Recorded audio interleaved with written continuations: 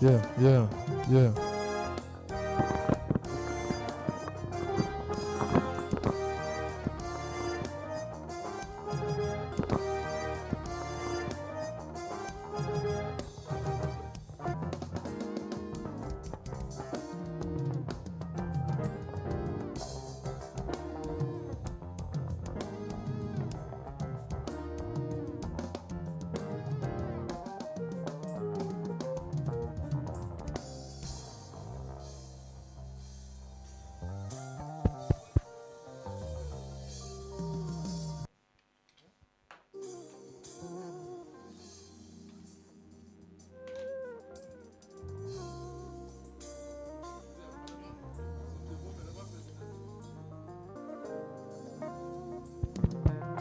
Hello, hello.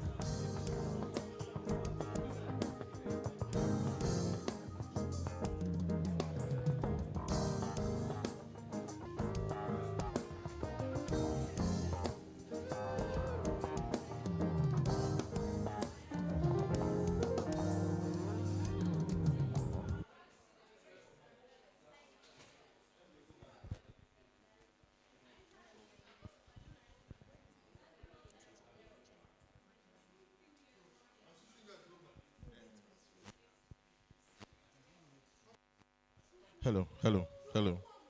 Yeah. Hello, hello, hello. Do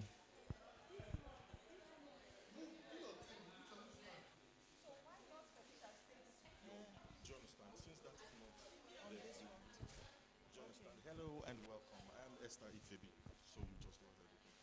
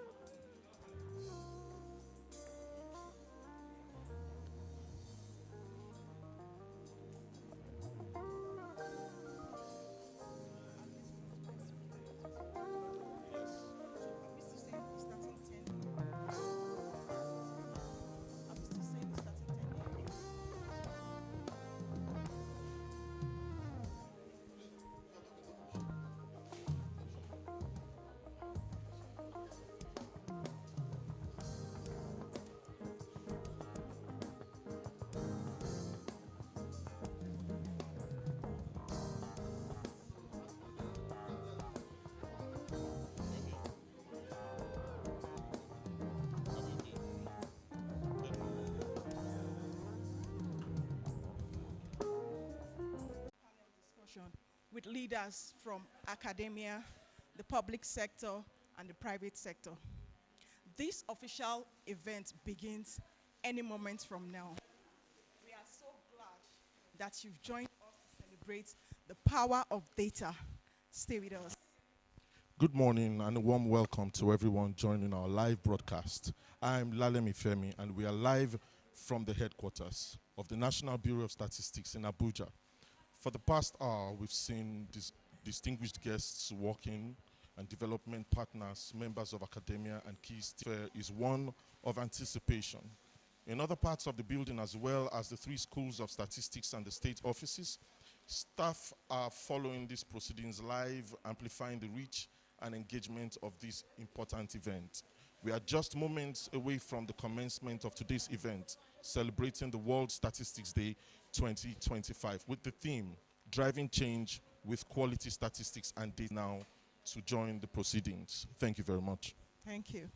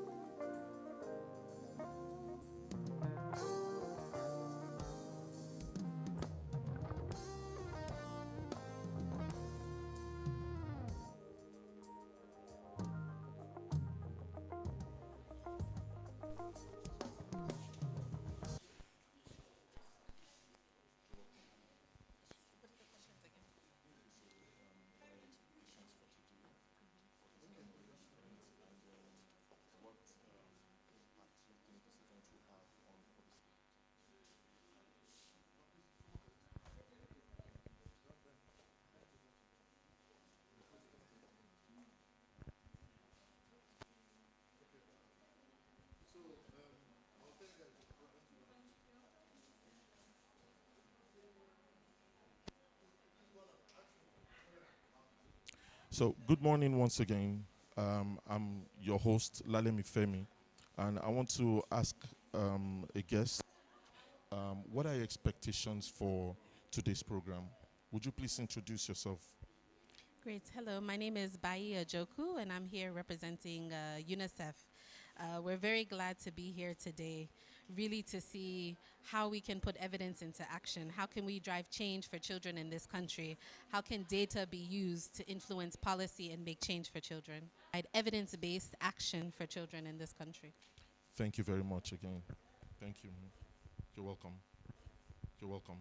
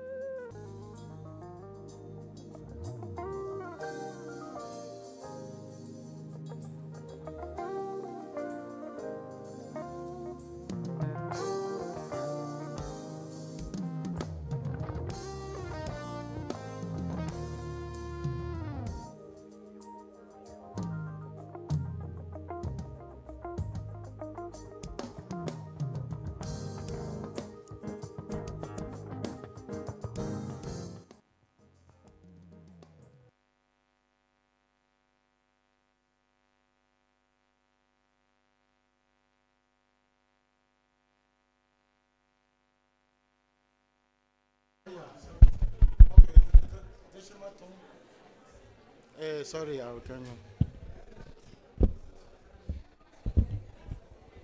Okay.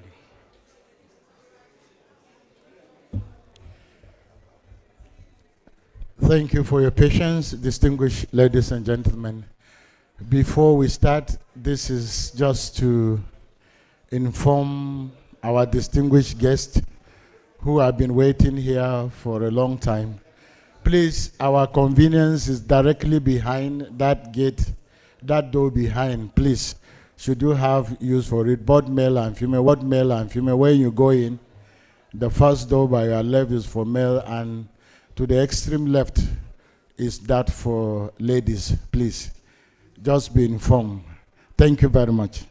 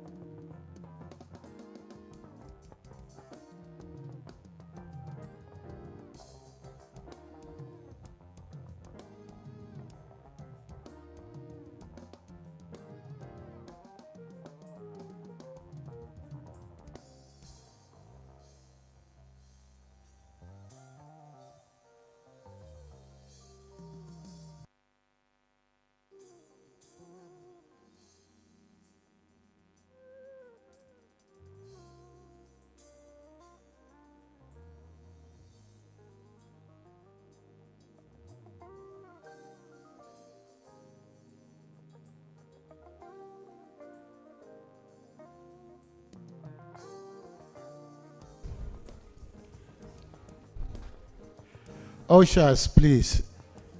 Can I have one person here?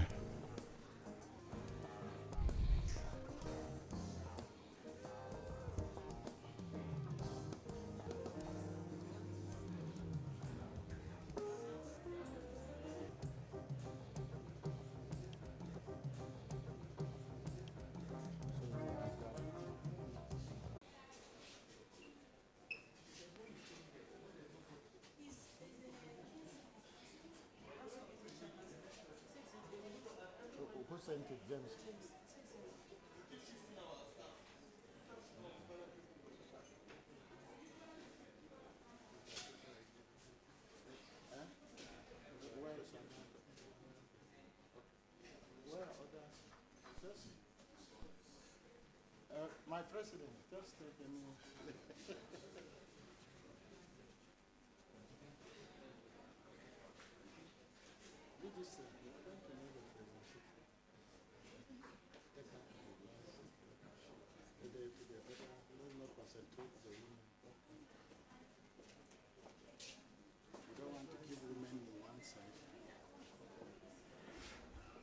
I'm yet to see the World Bank. All right.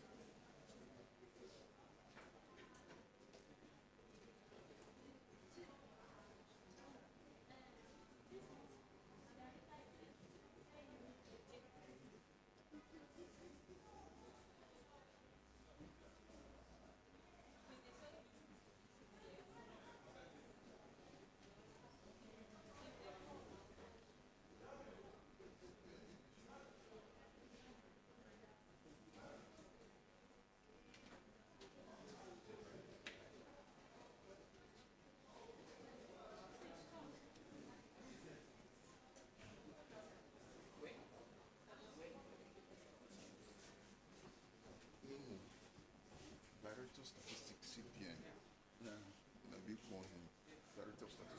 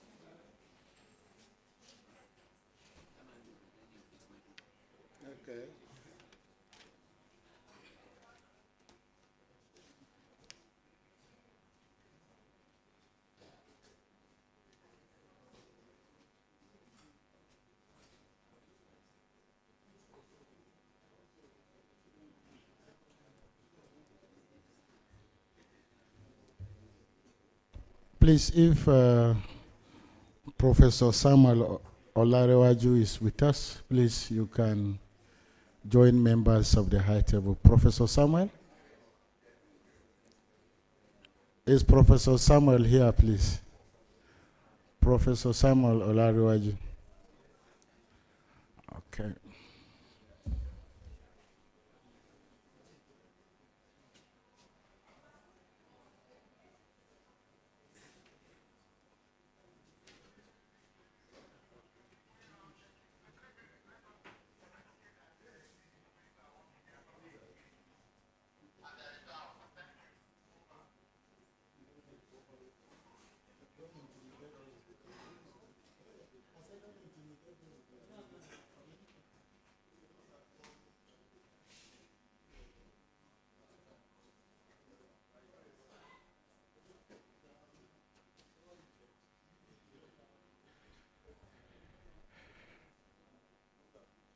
I know there will be a time I will request that we maintain silence, but for now, you can converse with your neighbor, please. It's allowed, it's legal.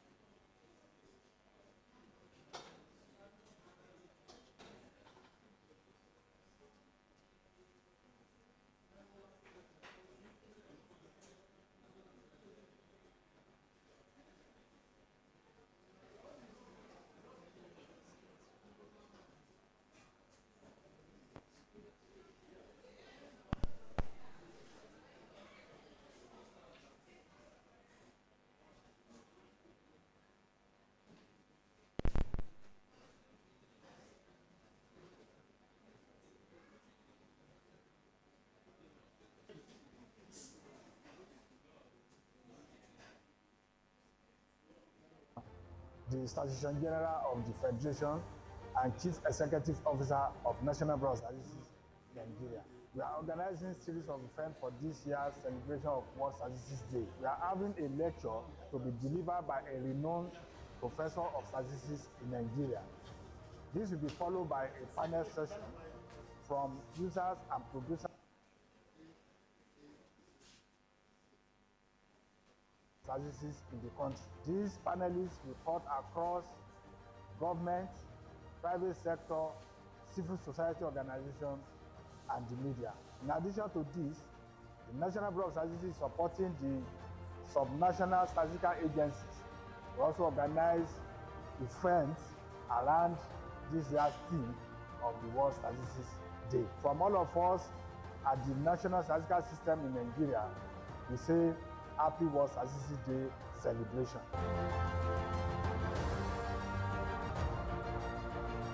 Statistics Day. We are having a lecture to be delivered by a renowned professor of statistics in Nigeria. This will be followed by a panel session from users and producers of statistics in the country. These panelists will cut across government, private sector, civil society organizations, and the media. In addition to this, the National Bureau of Statistics is supporting the subnational statistical agencies. We also organize events around this year's theme of the World Statistics Day. From all of us at the National Statistical System in Nigeria, we say Happy World Statistics Day celebration.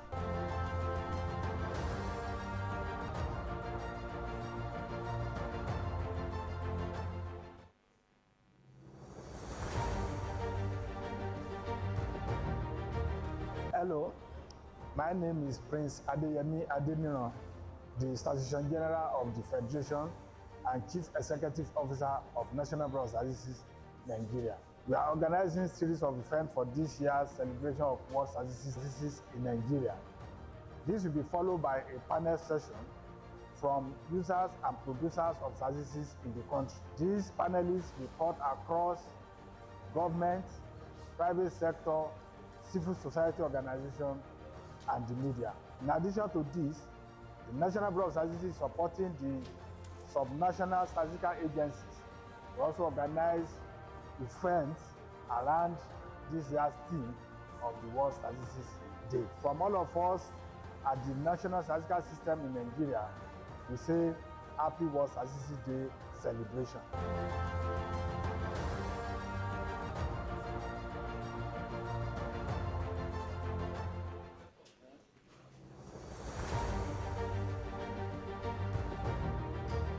Hello, my name is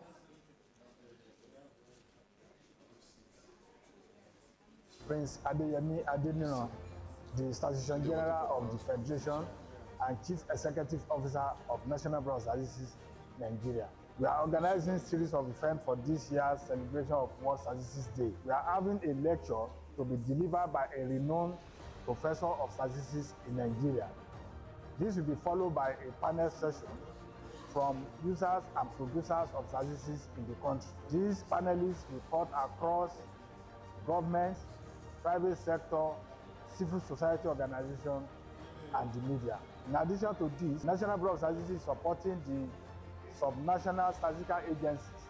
We also organize events around this year's theme of the World Statistics Day. From all of us at the National Statistical System in Nigeria, we say Happy World Statistics Day celebration.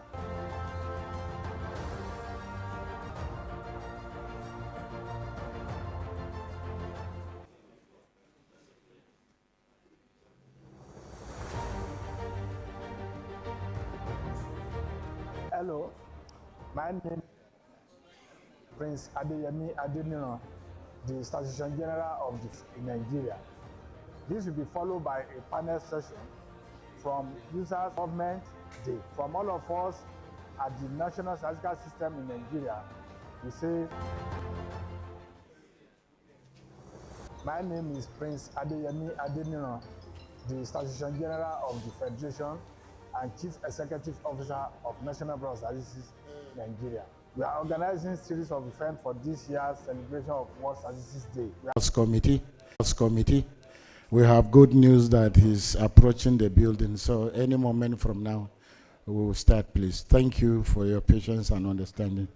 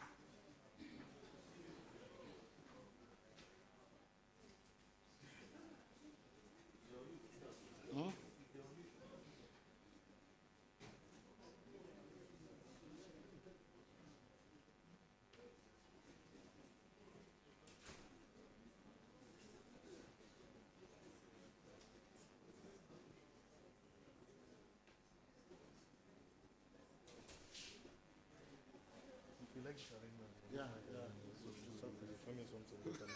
Let's go carry and bring. It's Ben, you are going. Is it not?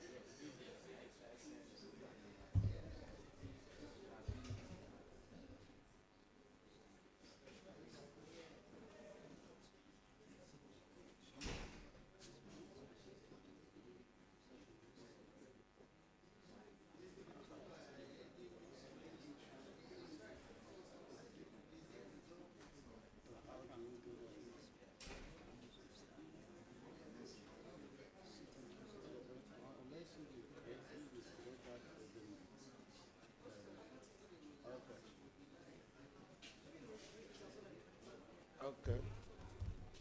Read it out.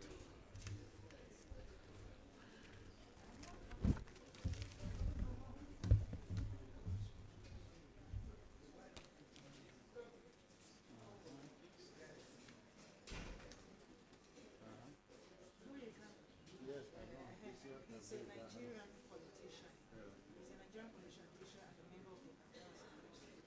He represents the Yewa, Yewa, North, Meko,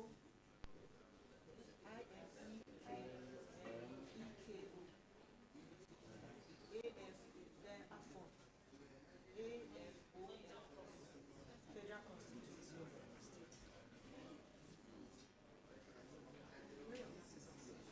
No, I've seen it.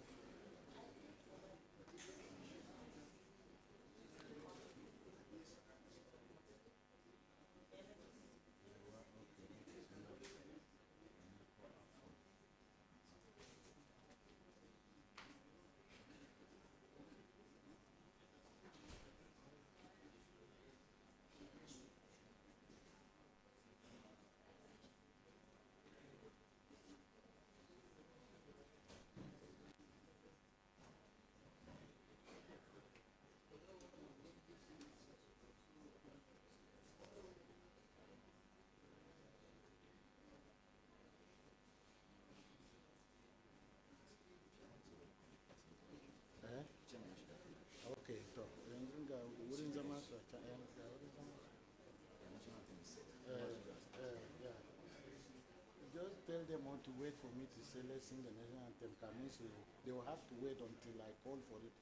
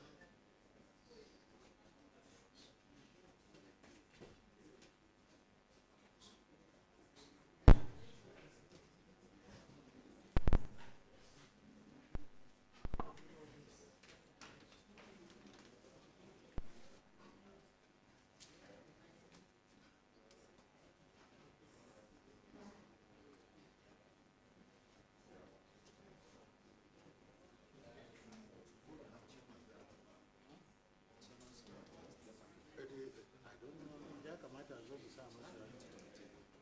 have to put it on their table. They don't know what they're doing.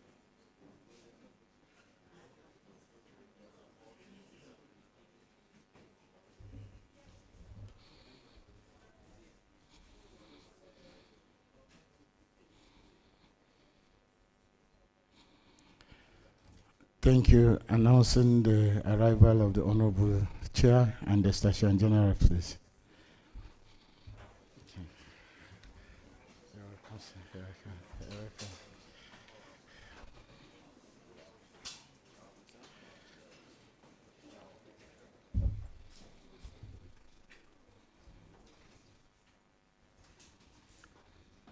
welcome. Members of the press, distinguished ladies, members of the press, distinguished ladies and gentlemen. Welcome to the National Bureau of Statistics, the Statistics House of the largest statistical organization, Sub-Saharan Africa, and welcome to the celebration of the World Statistics Day. Distinguished ladies and gentlemen, as we are all, Nigeria has been participating from the onset. It is also important to note that this celebration is being traveled down to the subnational level, which includes Lagos, Ibadan, Kaduna, Nasarawa, and other states are also holding their own celebration. It is hoped as we go through today's very special celebration, it will remind us that statistics, more than any other thing, has brought the world together, bringing the rich, the poor, developed and developing nations together, because it is only developed and developing nations together, because it is only in statistics that you compare without rivalry, that you relate and collaborate in a spirit of understanding. Once again, distinguished ladies and gentlemen, welcome to this World Statistics Day celebration. My name is Nuhuani II, and by the grace of God, I will be moderating. And by the grace of God, I will be moderating today's function. We shall be taking a very brief introduction before we go into the main program for today.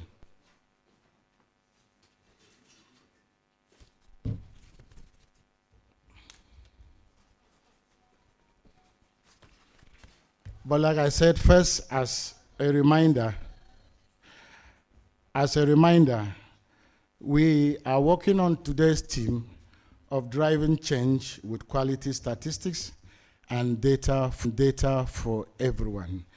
Distinguished ladies and gentlemen, to grace today's occasion, I have the singular honor to have in our midst our special guest, who will also be delivering our keynote address. He is here in person, and we are privileged to have him. The Right Honorable Dr. Isiaka Agboyega Nasir, and economic development, and he represents the good people, as they always say, of Yewa North Imeko Afon Federal Constituency of Ogun State. Please, let's put our hands together for the Right Honorable. Thank you, sir. It's always a privilege. I may not need to say more, but when the Honorable stand up to speak, you will understand better of what he represents.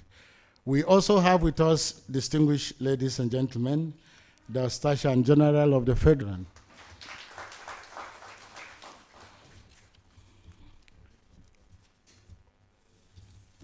Sorry, permit me just as I take them. Distinguished ladies and gentlemen, with us is our special guest speaker for today.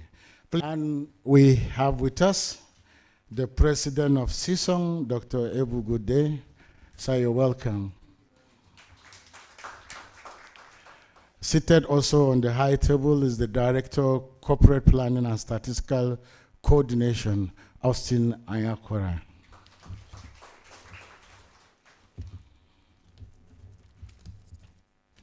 We have the representative of UNICEF as delegated by the country representative. Please, let's welcome Bai Ajoku. And representing the World Bank, Please let's welcome Dr. Victoria Okafor.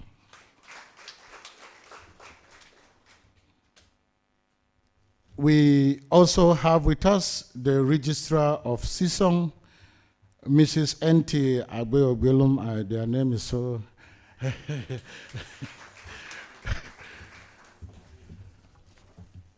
Welcome. We have distinguished members of the panelists that are joining us here today. First, distinguished ladies and gentlemen, please, let's welcome the renowned in economics, Dr. Paul Alache. They will be coming up later. Dr. Alache chose even when he came very early to sit right behind. I don't know for what reason. We also have with us from the Ahmadu Bello University, Professor Abubakar. You're welcome, sir. We also have with us from the office of the special senior assistant to the president on SDG, Dr. Bala Yusuf Yunusa. And from the central bank, we have with us Dr. Moses Okpanachi. We also have with us the representative of the Director General, the Nigerian Civil Aviation Authority. We request to recognize all directors, members of the NBS. Please, if you are here, please can you stand up from recognition? We have, if you are here, please can you stand up from recognition? We have representatives. We know they are our friends. We cannot forget. We use them as example for other MDS. From the central bank, please. From the central bank. You know, you always come in your numbers.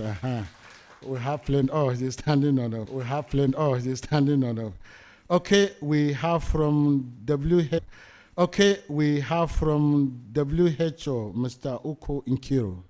And the Commissioner for Internal Security's phone was stolen. That was just last week. Up to now, they have not recovered or seen the thief. So please take care of your phones. It is very, very important. And like I said earlier before we start, our convenience is at the extreme end there. That door where the lady is standing, in case you are pressed and you want to help yourself, please do help yourself. We shall continue to recognize visitors and our very esteemed visitors as time continues. Thank you, distinguished ladies and gentlemen. And also let me remind us that we are streaming live on this program. So we want to welcome those who are not here with us but are joining us from other parts of the country. Hope together as members of the statistics family, we will all enjoy this program together.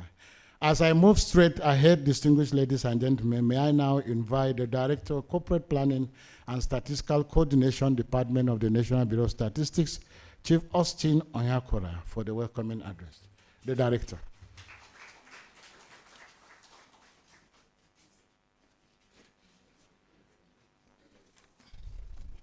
Okay, thank you.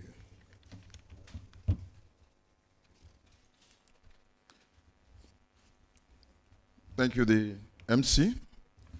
You've been doing wonderfully well since morning. I want to say good morning to each and every one of you. The House Committee Chairman on National Planning and Economic Development, Honorable Dr. Boyigana Isiaka. You're welcome, sir. This Statistician General of the Federation, Prince Adeyemi Adenero, our indefatigable SG. I warmly welcome you to this occasion. The representative of the various development partners, UNICEF, WHO, and others too numerous to mention. Directors of NBS here present. Directors of NBS here present. Our guest speaker,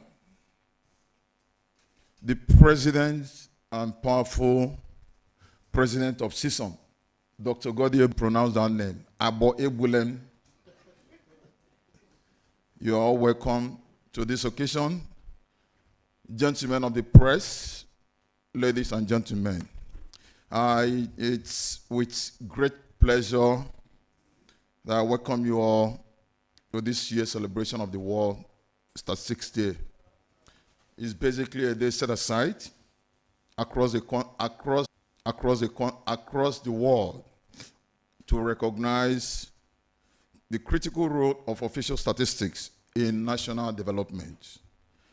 This occasion provides us very strong opportunity to reflect on how far we have come. It provides us very strong opportunity to reflect on how far we have come in building a data-driven world and to renew our commitment to producing and using quality statistics for the progress of our people. The theme for this year's celebration, driving change with quality statistics and data for everyone, is timely, forward-looking and deeply relevant to our national context. It reminds us that quality data is not just about measurements. It's about empowerment, inclusion, and capability to make impact. At the National Bureau of Statistics, we will continue to uphold our mandate as the National Apex Statistical Agency, producing, coordinating, and disseminating credible data that will guide government policies and even the private sector policies, and for development interventions. Over the years, we have made significant progress in strengthening our national statistical system through digital innovation, enhanced data coordination, and partnership that promotes inclusiveness and transparency.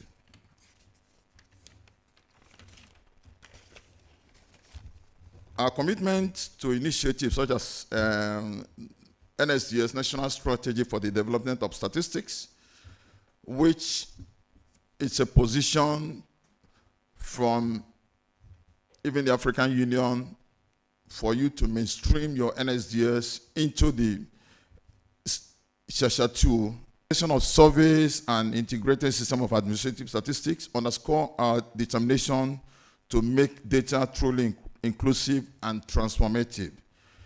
As we celebrate this year's World Statistics Day, we also recognize the dedication of NBS staff and our partners across ministries, departments, and agencies of government, whose hard work ensures that Nigeria's data ecosystem continues to grow stronger. We equally recognize our data providers, even at the household level, the respondents. Your professionalism, integrity, and commitment to quality data remains the backbone of our success. Distinguished colleagues and friends, I want to say that quality statistics drive quality change. When we ensure that data works for everyone, we'll move closer to Nigeria and the world we all envisage. That is the world of our dream.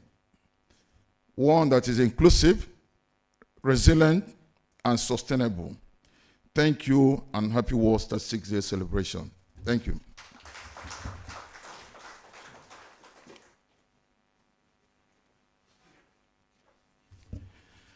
Thank you, the Director. As the world unites today to observe this common phenomenon, statistics that join us.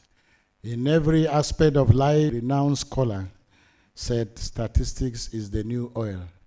You are either producing it or you are using it. No country in the world, whether you produce it or you don't, at least uses oil. It is believed that every nation that has prospered or intend to prosper must be a user of statistics. That is why in the statistical family, we see development partners, other department agencies and ministries.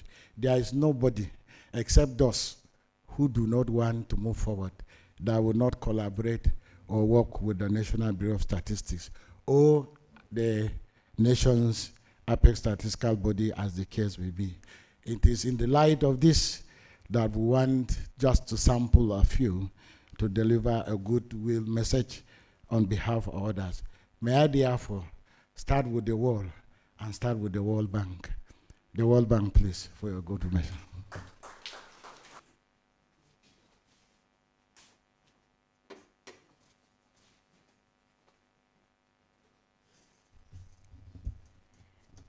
Good morning, SG. Thank you for the opportunity. Please permit me to stand on existing protocol. My name is Victoria Okafor from the Poverty and Equity Unit of the World Bank. Thanks for this privilege once again. The International World Statistics Day reminds us of the critical role of data and statistics as they play in shaping societies. And this year's theme, Driving Change with Quality Statistics and Data for Everyone, underscores the importance of ensuring that data is not only accurate and reliable, but also impactful. Data drives innovation. It is the foundation of sound policy and sustainable development. Data is what tells us where we are, how far we've come, or how far off the track we have fallen, and how to retrace our steps. So the bank is really commending the National Bureau of Statistics for the continued dedication to producing quality, timely, and accurate data.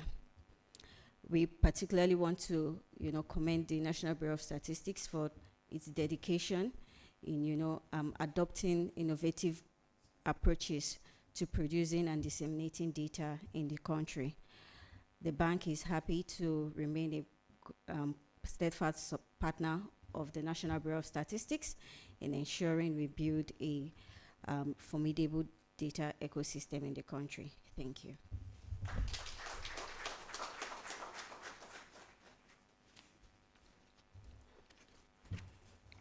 Thank you, the World Bank. In a positive twist to involve everybody, the UNICEF, who had hitherto concerned itself about children and women, suddenly, as time elapses, discovered that everywhere there is a child and a woman, a man must be behind it, and hence the inclusion in their prison work, even men, to the complete family. At this point, distinguished ladies and gentlemen, may I invite Ojoku on behalf of UNICEF for their own goodwill message. Good morning, everyone. I would like to extend my sincere appreciation to the Statistician General of the Federation and Chief Executive Officer of the National Bureau of Statistics for the kind invitation and for convening this important gathering.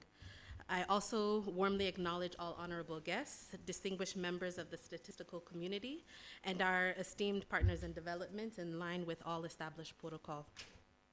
Today, we join the global community in celebrating World Statistics Change. This theme reflects the transformative power of statistics to improve the lives, shape policy, affirm our commitment to contributing to the development of a robust, responsive, and inclusive national statistics system, one that delivers quality. This current round that we are supporting through the National Bureau of Statistics, we've strategically designed to go beyond data collect, aims to strengthen Nigeria's statistical system, ensuring technological infrastructure, data literacy, and innovation. And these investments are essential to empower both national and subnational statistical institutions to deliver timely, reliable, and inclusive data. Let us continue to drive change with quality statistics and inclusive data, and together we can build a future where every decision is informed, every child is counted, and every voice is heard. You all well on this celebration of World Statistics Day. Thank you.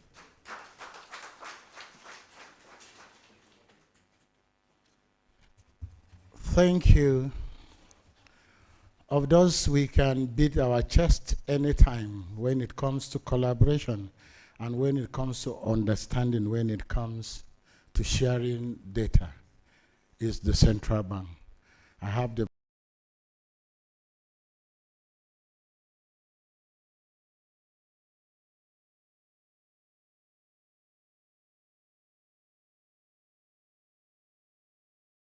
Moses Okpanachi for the goodwill. Please, let's put our hands together. This is the one you must clap for, otherwise salary and other things will not come.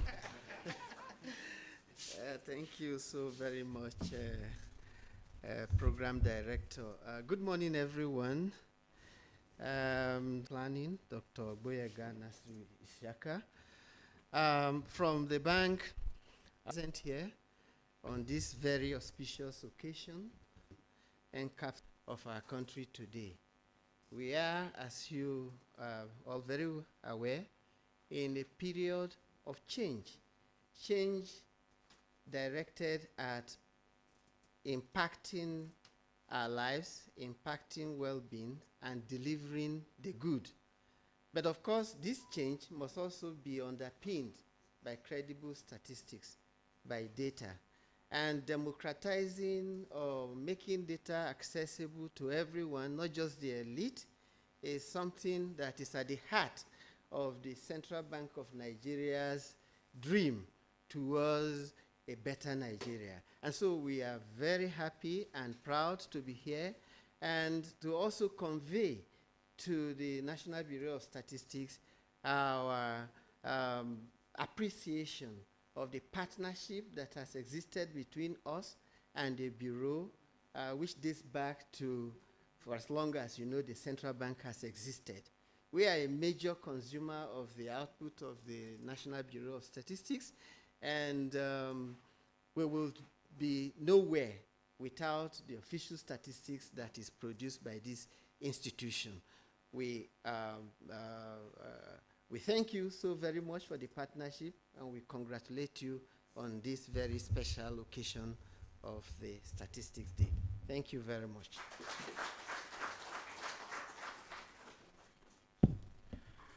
Thank you, sir, for those remarks.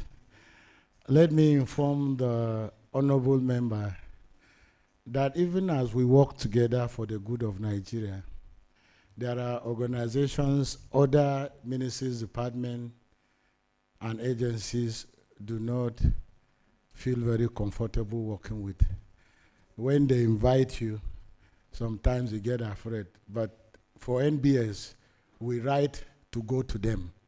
And I'm glad as a confirmation they are here, that we are friends of everybody. I'm talking of the EFCC, the Economic and Financial, has been represented here by Baba Sani US. Is he here? Good. Where is he? Although there's some, they will say they don't want themselves. I want to say, what the Chairman General will say, anybody that comes to NBS for collaboration is ready to work and is willing to be transparent. And that is why when EFCC are looking for orders, we write to them that we want to go and visit them. Please, let's put our hands together for the EFCC, even if you didn't show up. Distinguished ladies and gentlemen, as we move ahead, you know, when the World Bank and UNICEF came, they are thanking the Station General. I would look and say, if only they knew that the strength and the younger the Station General is doing is derivable from the house. And that was attested to when the Liberian delegation came and we were at the National Assembly. I was looking at the Chairman House Committee because each one of them, you hear they have worked here, they have worked there. I was wondering whether he had resume. I found out that he's just interested and he's just one person who has passion for statistics. So all those things World Bank and UNICEF is saying, the Station General derives his power and his sagacity from them. Therefore, at this point, it's my singular honor as the man who manned the largest statistical system in sub-Saharan Africa, where other African countries call us Big Brother, and where the world look unto us to represent Africa. And he has been able to saddle himself with that responsibility. Pilot this so successfully that South Africa, Ghana, Uganda, Liberia, and other countries have come either as a peer review or to study how Nigeria is doing their own. Distinguished ladies and gentlemen, welcome the Station General of the Federation and National Coordinator of the Nigerian Statistical System, Prince Adeyemi Adeniran.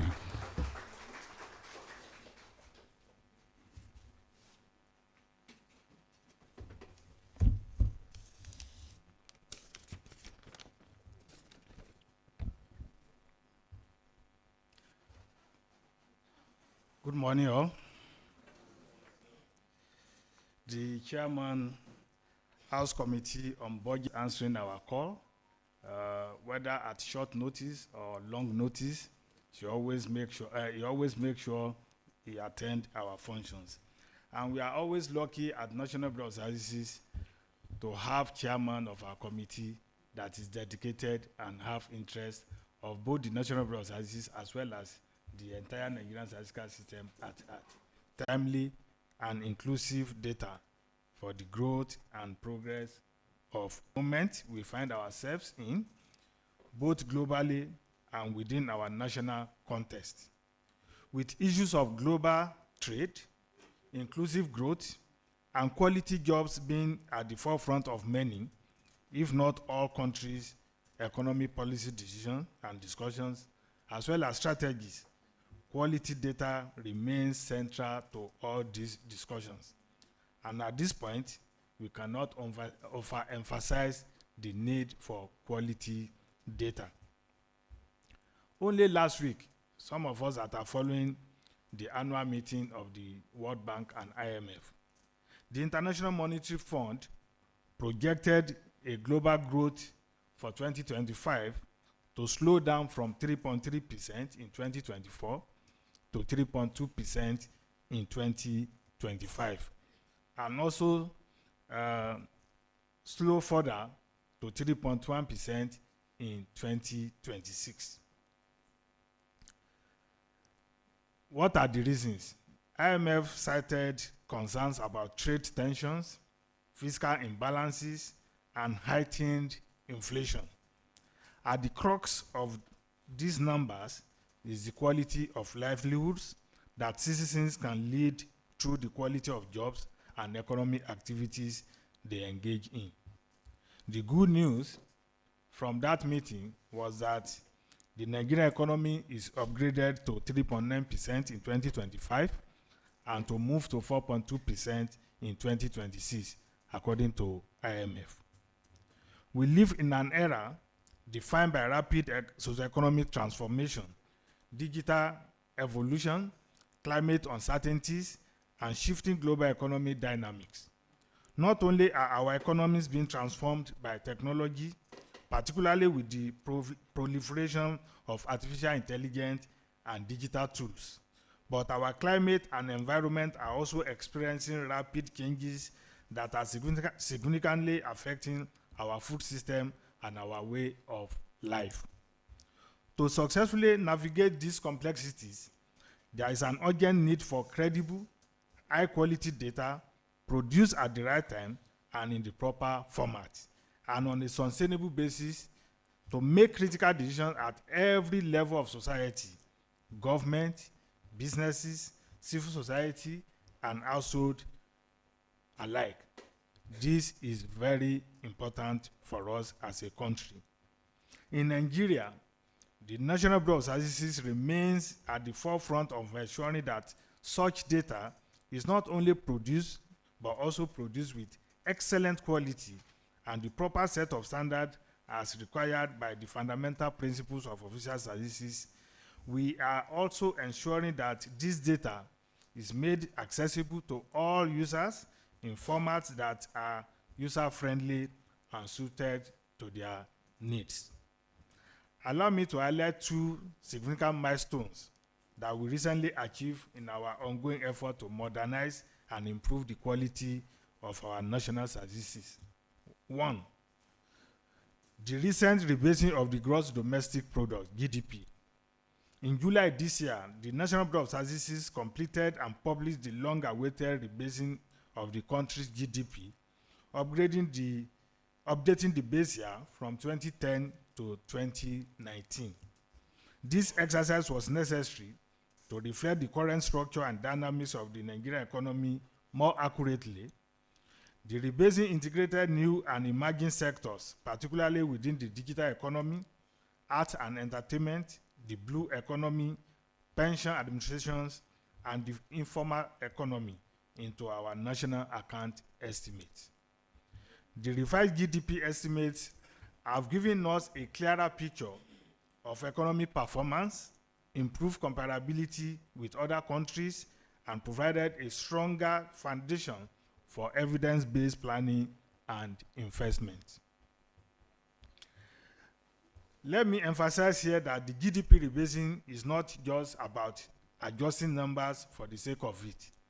It is about painting a better picture and gaining a clearer understanding of the real size and structure of our economy.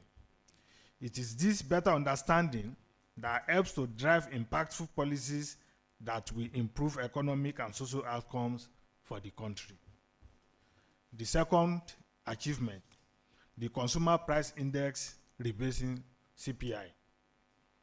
We also successfully launched the result of the rebasing of the Consumer Price Index, moving the base year from 2009 to 2024, and updating the consumer basket of items from 740 variety of items to over 930, specifically around 934 items, reflecting recent changes in the household consumption pattern.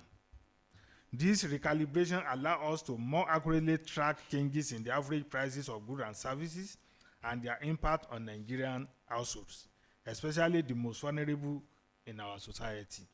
It is also critical for guiding monetary and fiscal policy more effectively. The CBN people are here. They have been making use of our new data series from the rebasing of the CPI and the GDP. Beyond these landmark exercises, MBS has continued to work tirelessly to broaden the scope of statistical production across different areas of our work, be it in the surveys that we commission or in our administrative data collection processes. Our focus is on developing systems and frameworks supported by technology, innovation, and partnerships to ensure that the data is of the highest quality and suitable for the users.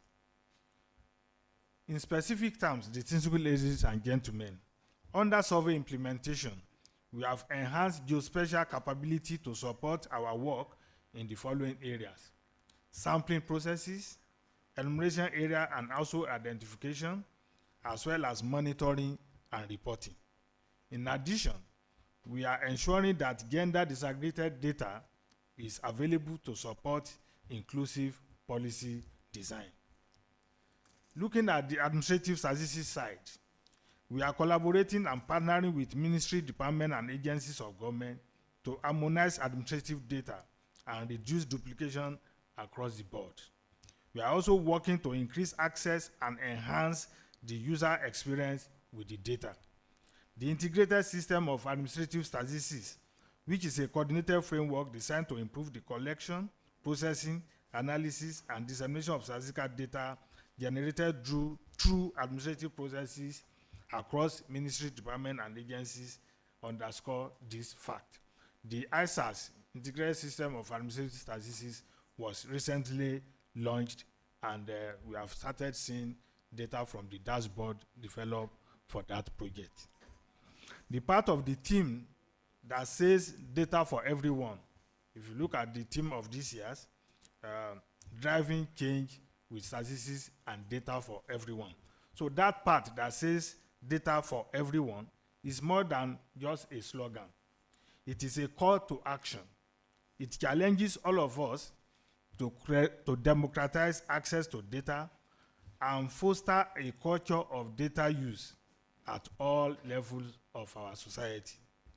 From the producer standpoint, it challenges us to provide all users with greater access to data.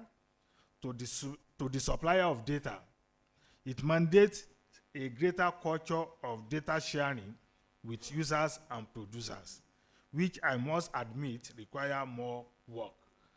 We don't want a situation where big companies that our enumerators, our interviewers are visiting are locking their gate against our enumerators, not giving them the required data for us to analyze. And finally, to the users, who are the users, the policy makers, the researchers, the partners, and program managers.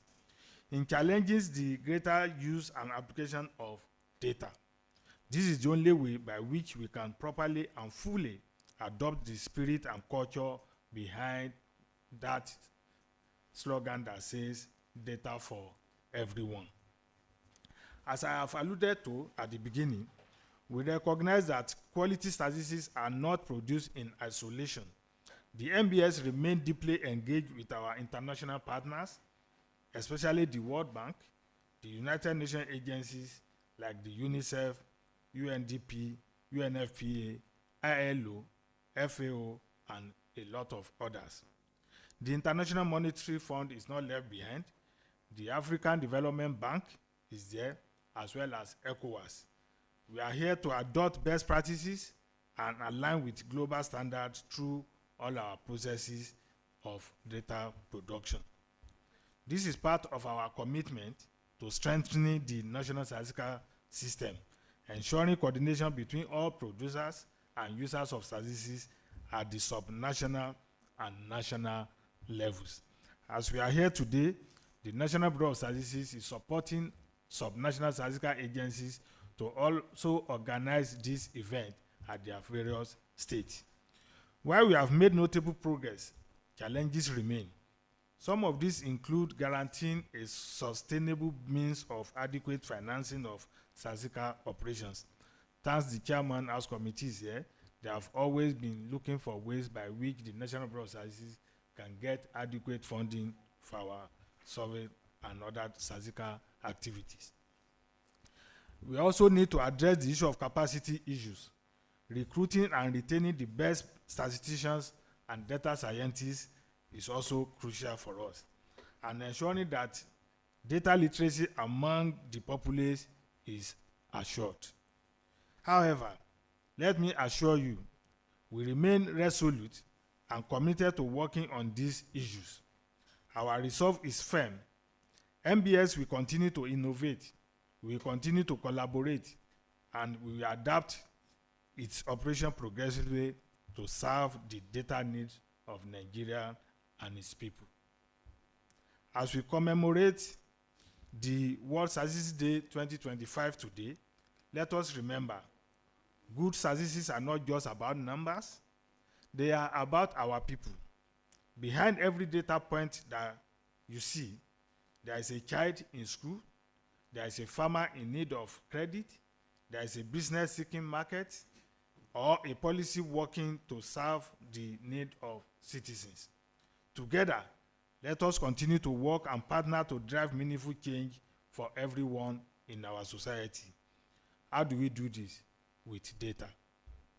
Thank you very much for your attention, and I wish all of us a very successful, happy World Statistics Day celebration.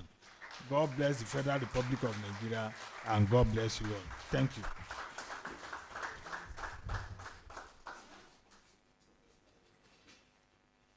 Please, can we appreciate the Station General once again?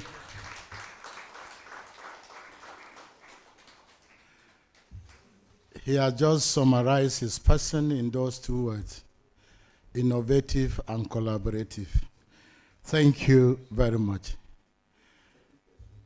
Distinguished ladies and gentlemen, in those days in our secondary schools, one of the most competitive things we were doing was the science quiz. And once you have a quiz with a fellow with school, the first thing you are thinking is that school, and then who is going to represent you. So when the World Statistics Day came, the first question is that by the program, we'll have a guest speaker. But who in Nigeria will represent the Nigerian statistical system, the largest in Africa? We have to look for somebody of the likes of Goliath, that when he stands up, he intimidates everybody. And when he speaks, the world will hear about it and they will know. And loads were cast, and lo and behold, the chosen one was the Sir Dr. Olusegun A. Adekule. I'm not asking you to stand up for now, but you may ask, why him? Of all the millions of Nigerians that we have a simple answer. And as you hear, Olusegun Adekule OON is a lawyer, an administrator, and a manager in the retired Federal permanent secretary. He served in the Federal Civil Service of Nigeria for 3.5 decades, during which he traversed key economic sectors, ministries including agriculture, aviation, finance, petroleum, industry, trade and investment, as well as the service sector in the presidency. Office of the Head of the Civil Service of the Federation and Office of the Secretary to the Government of the Federation. He held leadership positions including Chairman, Governing Board of the Nigerian Extractive Industries Transparency Initiative, NETI, and Chairman, the Fund Petroleum Equalization Fund Management Board. He similarly served as Nigeria's national representative on the Economic Commission Board of the Organization of Petroleum Exporting Countries, OPEC, ECB, and as an alternate chairman representative on the Committee of Experts of the African Petroleum Producers Organization, APPO. He enjoyed the honor of representing Nigeria as several standing committees of the World Intellectual Property Organization, WIPO. These include standing committees on copyright and related rights, SCCR, Development and Intellectual Property, CDIP, Program and Budget, PIB, as well as the Patent Cooperation Treaty, PCT. Should I continue? All right. I don't have to continue. You know why we chose him. Finally, even if I didn't tell you that he's married, you know he's married. The only problem, if he had only one wife, then he must have suffered the most in returning one. Distinguished ladies and gentlemen, please let's welcome Sir Dr. Olusegun Adeyemi Adekule as his president.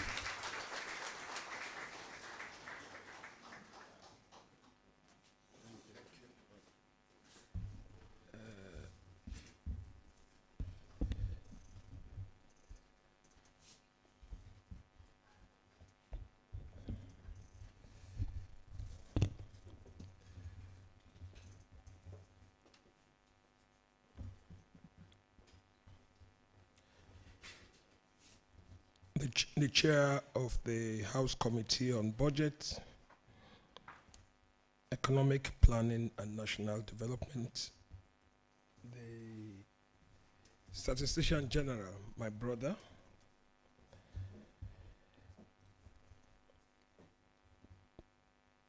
members, representatives of our development partners, President of CSON, representatives from various ministries, departments, and agencies, as well as the military and paramilitary. The representative from the Office of the Senior Special Assistant to the President on SDG, directors from the NBS, stakeholders, distinguished ladies and gentlemen, a very good morning to all of us. Let me begin by thanking the SG for considering me worthy of speaking at the World Statistics Day 2025.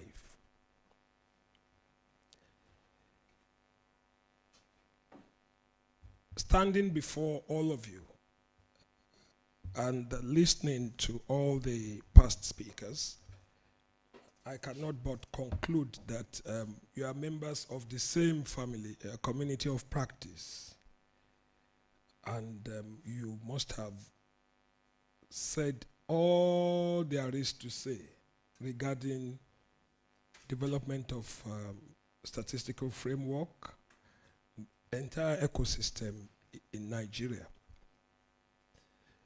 But the message I have here is not for you.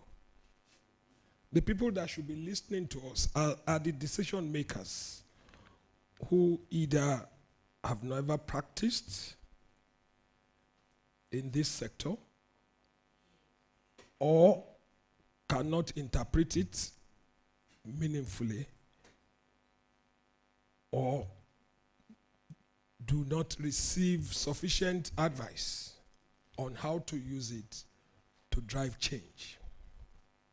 So when I'm speaking, I might not be speaking your language, I'll be speaking directly to those to whom this message is designed. We can say everything that we want to say in this room. You all know what the benefits are, you know what the challenges are. But I tell you, you have literally been squeezing water out of stone. And we ought to have traveled beyond this point in our development. And in doing so, in speaking about this, I will also have behind my mind the Power of Data High Impact Initiative and the efforts you have put into the NSDS 2024 to 2028, and why we must move from point A and traverse B, C, D, E, if possible, up to Z in Nigeria. I've heard that African countries look up to Nigeria and they call the MBS Big Brother. We must indeed demonstrate that by showing what our decision makers ought to be doing. In speaking about it also, I'm happy the chair of the House Committee is here. Where we need legislative intervention, I'm sure he will not hesitate to do so in the lifetime of the 10th Assembly. So, Chair, we'll be relying on you, and we'll be needing the key that you are holding to open certain doors under the executive-legislature relationship to get the MBS and the statistical family going and on an upward trajectory. So once again, my name is Olusegun Adekunle. I have just been introduced by the MC, and I'm glad to be here. Congratulations to the entire statistical family. Today is a great day. And the theme we're addressing, driving change with quality statistics and data for everyone. It is indeed a great honor to speak at this event organized by the MBS, and I do understand that it is going on at subnational levels at the same time under the theme driving change with quality statistics for everyone. This year's theme is yet a reminder that data saves lives, and trusted statistics have over time turned many complex challenges into clear policy actions with measurable results in any chosen sector. As you will see, I've broken this into 5 segments. I do not intend to speak for more than maximum 20 minutes. And at the end of it, I will follow the track of how quality statistics is developed. And the message is not for you, I must remind you. And I hear it is being streamed. But at the end of it, I will make some bold recommendations that we must pursue. And Chair, again, this comes back to you and efforts that the SG will be making after the event. All over the world, government and private sector leaders have come to recognize that quality data is essential to drive development at all levels. And that is why the 2025 Statistics Day theme can be positively interpreted as a loud call for collaboration, trust, and innovation in statistical systems. And that's exactly what the SG said the institution will be doing. The World Statistics Day has been commemorated globally. It's not a mere ritual, but a reminder that we are dealing with voices, we are dealing with lives, and we are dealing with real-time solutions, particularly with a theme that further emphasizes the word quality. This charges that both public and private sectors, decision makers, should recognize that when we invest in quality data, we build trust and plan to succeed from the beginning through strategic application. Also, when we advocate for inclusive statistics that advances quality and sustainable development across global, regional, and national levels, as we create significant and impactful transformation and development for all in various countries, including Nigeria. Now, we're in a data-driven world with quality statistics as the cornerstone for effective governance, good policy design, and sustainable development. Every country, every society is also growing increasingly complex and interconnected. So that is the isolation that the SG mentioned. We cannot do so in isolation. So we are making demand for strengthening statistical system. We are making demands for it for statistics to be timely, to be reliable, and to be inclusive in a greater manner than before. Therefore, driving change in the quality of statistics and ensuring that data is available for everyone requires not only technical reforms, but also institutional, cultural, and ethical transformation across the entire ecosystem.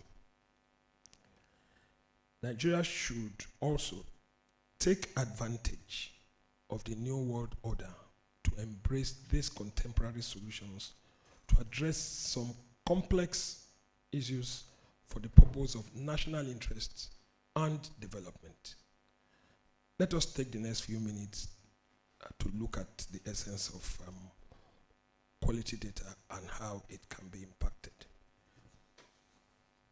You already know, but we're sending that message. Policies are instruments through which public values are delivered, and they must be people-centered and their implementation evidence-based. The same way, quality statistics are not just technical outputs, but they are public goods that empower societies, strengthen democracy, and ensure accountability. Driving change in quality data ensures that every person, regardless of your location or circumstance, remain visible in the numbers that shape policies and our collective future. Data for everyone translates to progress for all.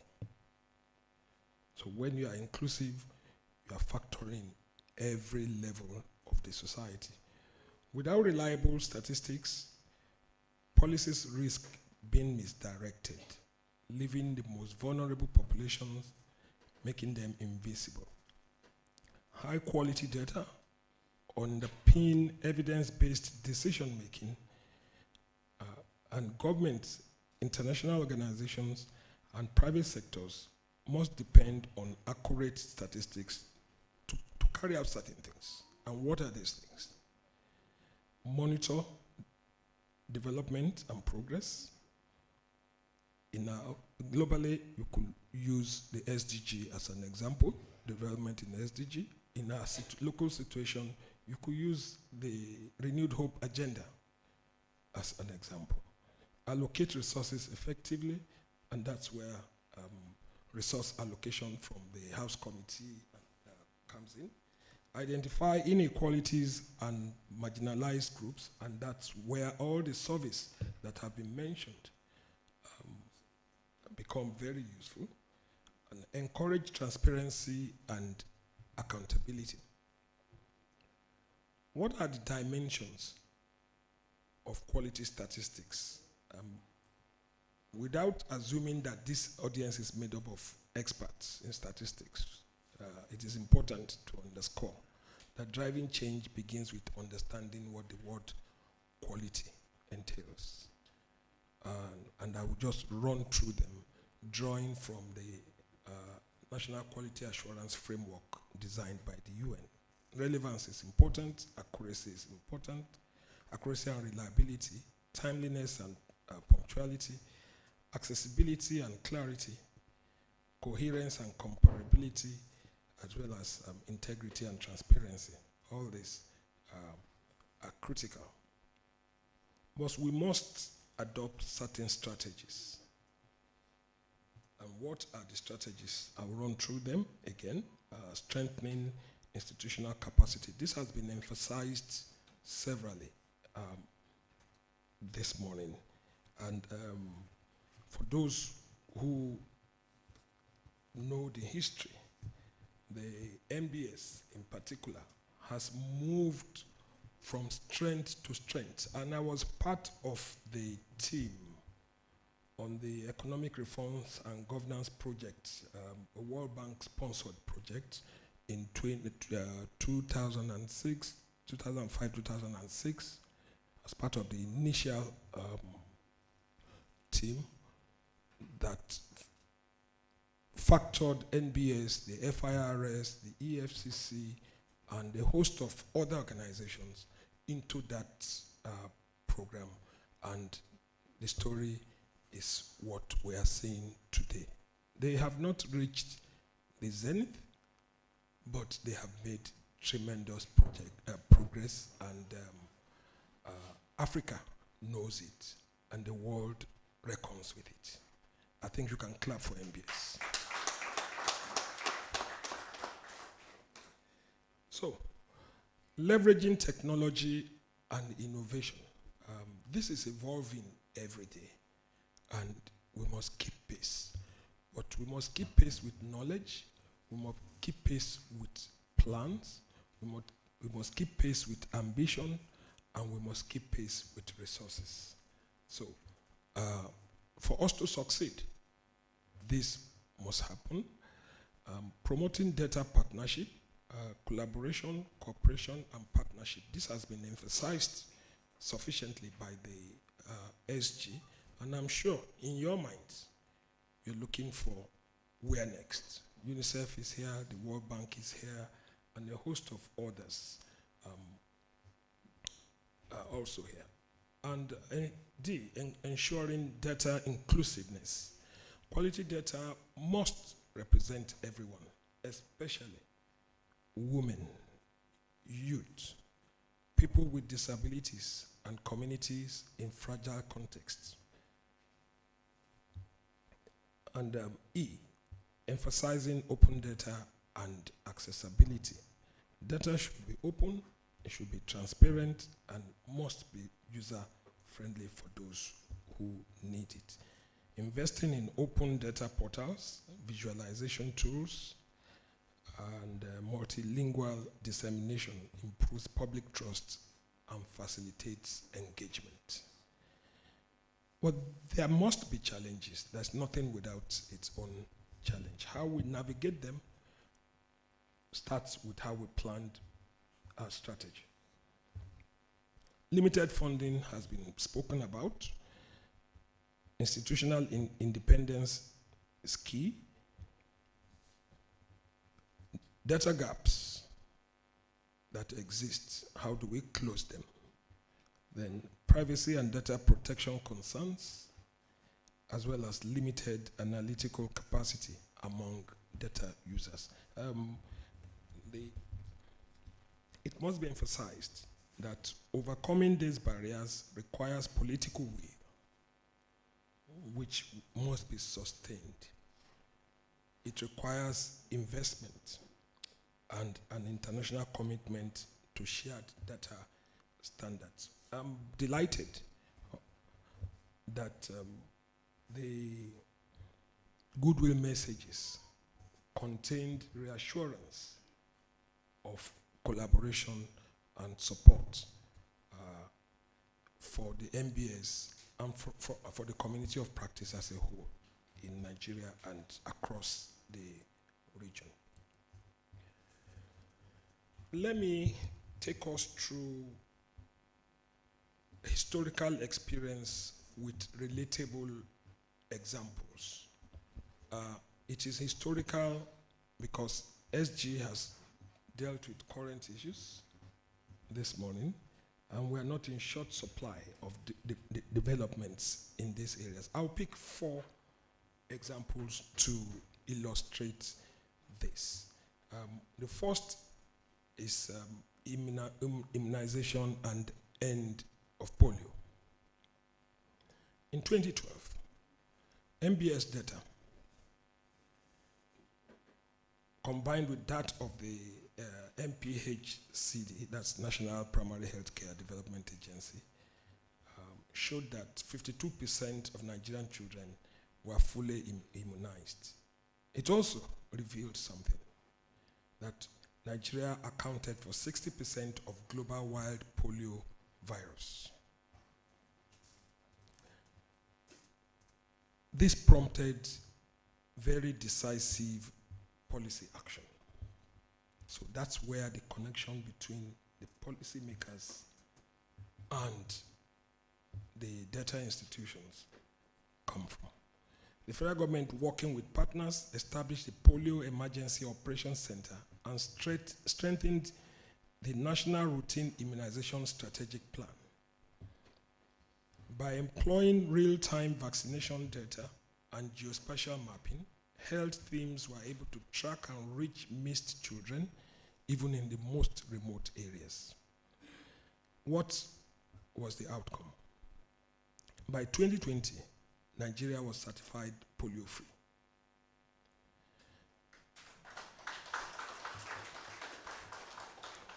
Two, routine immunization rose from 52% to 71% by 2021.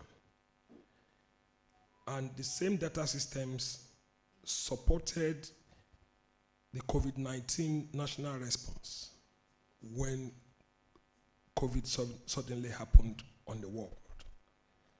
So what is the lesson? This demonstrates how evidence-based decisions can save lives because data truly drives progress. That's lesson number 1. Second example, it's also from the health sector. Maternal Health and Basic Health Care Provision Fund. And by the time I finish this, we may have to be ingenious, Mr. Chair, on how to fund the statistical system in Nigeria. And that inspired this example. Maternal health, another notable success emerged from Nigeria's effort to reduce maternal mortality. In 2028, statistics from MBS and the Demographic and Health Survey revealed a tragic reality because Nigeria accounted for 20% of global maternal deaths, with a maternal mortality ratio of 512 deaths per 100,000 births. This was not fair to our mothers, and the country needed to take decisive action. In response, government launched the Basic Health Care Provision Fund. This policy mandates 1% of the CRF, that is Consolidated Revenue Fund, to strengthen primary health care and provide free essential services for the most vulnerable Nigerians.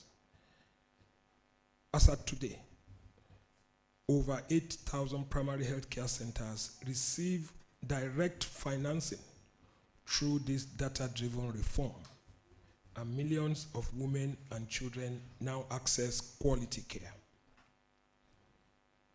States like Kaduna, Kano, and Ondo can be cited as examples of states that have recorded up to 30% reduction in maternal deaths today.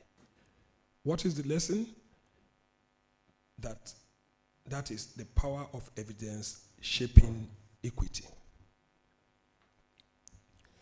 The third example is on COVID. I happen to have been the secretary of the Presidential Task Force on COVID. Actually, because we were wearing masks, you may not know. The first person that came to the microphone every evening when we briefed you daily for more than 1 year was my humble self.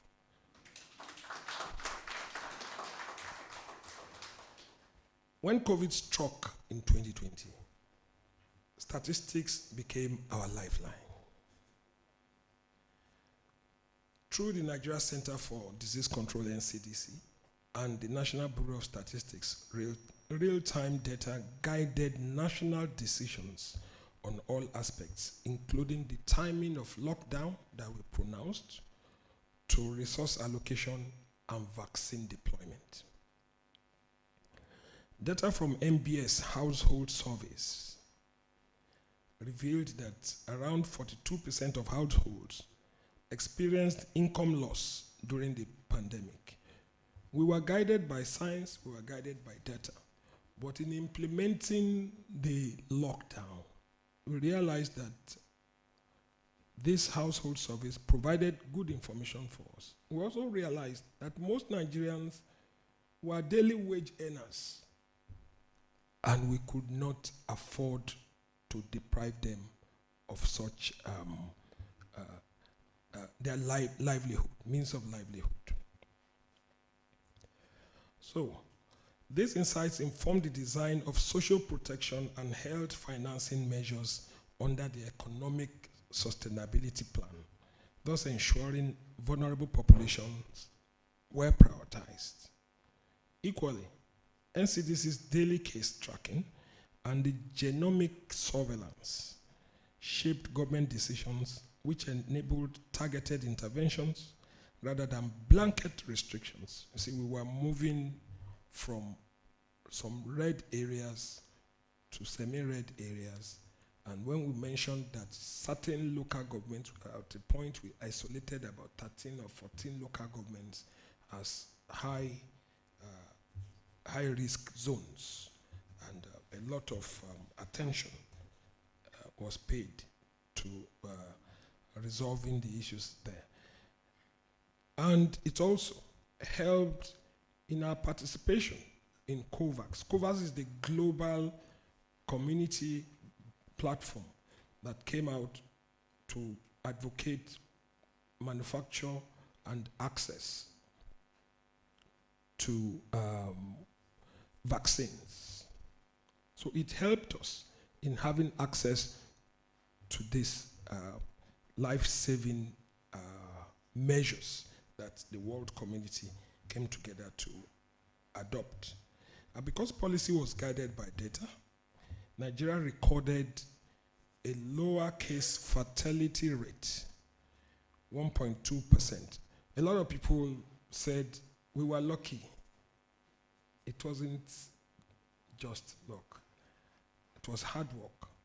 It was hard work from MBS, it was hard work from NCDC, it was hard work from the task force, and the global community, because Africa CDC helped, the World Health Organization was with us, and all the international organizations and diplomatic missions formed a one basket fund to support us. The world was in short supply of everything because manufacturing stopped. But we were able to access because there was partnership, there was trust. And what is the lesson? The pandemic underscored that timely, transparent statistics are essential tools for both health and economic resilience. Now, the fourth example, CBN, you played a role here. You recall that during the periods 2014 to 2016, 2020, and around 2023, 2024, we had oil glut, crude oil glut globally. And for one reason or the other, Nigeria was either exempted from production cuts or was given partial exemption in a phased manner from production costs. This didn't just happen. It was hard work. CBN worked hard, MBS worked hard, other entities also worked hard, but there was collaboration, there was partnership, there was credibility in the data coming out of Nigeria to save the economy, and I will say why. OPEC typically agrees on production costs to stabilize prices during such periods. However, Nigeria was exempted from these cuts not as diplomatic or political favor, but for factors grounded in credible production and decisive economic data. I was right in the middle of part of this because I was national rep for Nigeria on the OPEC Economic Commission Board for a period. And there was serious contact and advocacy and argument before the Joint Ministerial Committee of OPEC for them to come to that conclusion that Nigeria should be exempted. What was the role data played? Before then, our position was that Nigeria was not producing at full capacity due to domestic disruptions. We also argued that we had economic vulnerabilities and we requested for flexibility from OPEC members. The role of data, several points.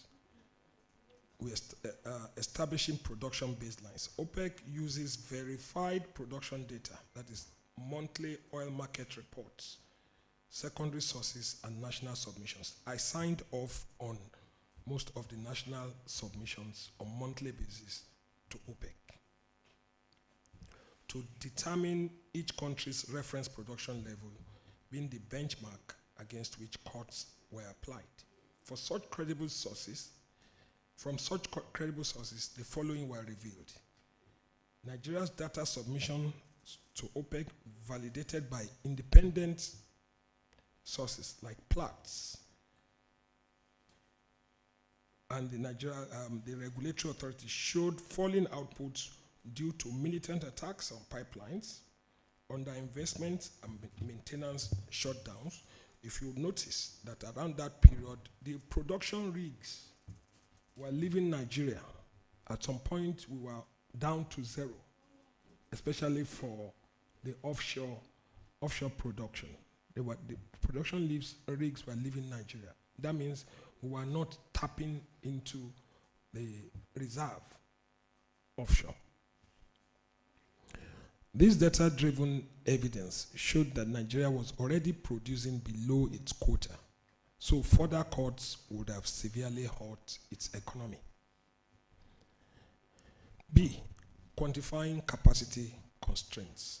Oil production statistics reveal that Nigeria's installed capacity, about 2.2 million barrels per day, had fallen to between 1.3 and 1.5. And when you take the upper limit of 1.5, you realize that part of it was actually condensate and not crude. And thus, even without cuts, production was significantly constrained due to damaged infrastructure, technical downtime, crude oil theft, and pipeline sabotage. OPEC accepted this empirical data from Bureau of Statistics and the Central Bank, which indicated that oil revenue had dropped. It contributed 80 to 90% of our foreign exchange and 50% of government revenues. With the GDP contraction and rising inflation, data also showed that Nigeria faced recessionary pressures. This economic data strengthened Nigeria's argument at the OPEC Joint Ministerial Monitoring Committee for temporary exemptions. And the last point I want to make is that OPEC decision and data influence. In November 2016, OPEC agreed to cut production by 1.2 barrels to effect rebalance in the market. However, Nigeria, amongst others, were officially exempted based on documented production disruptions, independent verification, and macroeconomic vulnerability, showing dependence on oil for fiscal stability. The same happened in 2020. But where is the synergy? The synergy is here. Energy production statistics, what was the contribution of data? Verified production and capacity data. Our capacity data demonstrated factual constraints. Outcome, exemption. Economic indicators, GDP revenue, and debt data justified need for relief. Outcome, protected fiscal stability for Nigeria. Policy transparency in the area of policy. Consistent reporting built credibility within OPEC for Nigeria. Outcome, enhanced Nigeria's negotiating leverage. 4, data infrastructure. Data contribution, strengthened collaboration between the regulatory authority, MBS, CBN, and the OPEC secretariat. Outcome, institutionalized evidence. I'm summing up by saying that in a data-rich environment, information is power. And nations that govern with evidence command respect and flexibility in multilateral settings. So we must learn all of this. I want to quickly go through the bold recommendations that I have, and this must go to our principals. I said at the beginning that you are literally squeezing water out of stone. When you speak, yes, you speak the fact, you speak with evidence. Does it get to the appropriate quarters? First recommendation is that 1, political will must be revved up. We must do everything to rev up the political will. 1, under the political will, there is the need for the statistician general. I've said this once when we were preparing for NSDS, should be in attendance by invitation at the Federal Executive Council and National Council of State, National Economic Council meetings to help in strengthening decisions by laying facts directly from the nation's custodian of statistics. This will help to protect, the invitation will help to protect his independence, because he cannot be a member because the Constitution does not allow it. So when he's invited, he should be able to say the implication of all this. But how do we get to this? The legal architecture, the Statistics Act 2007 can underpin this activity. So rising from here, I think a good justification must go to our principals to support this position.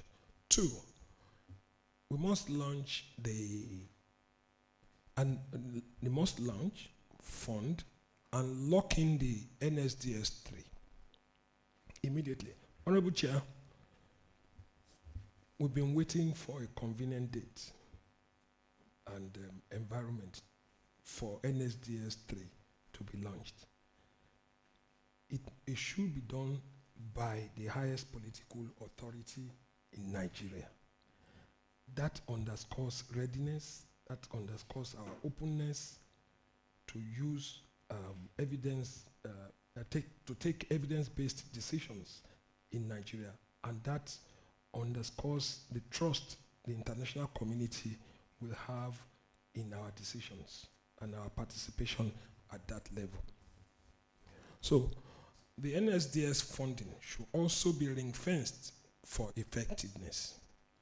3, for every memo, especially policy memos, going to the Federal Executive Council, there must be evidence note on the analysis, data implication from the statistician general.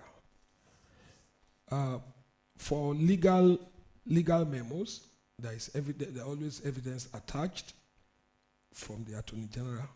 For financial memos, there is evidence attached on funding for projects from the Ministry of Finance or Budget Office. For those that have implications that require statistics and data analysis, the evidence note must come from NBS. 4, we must take steps to establish a presidential data council.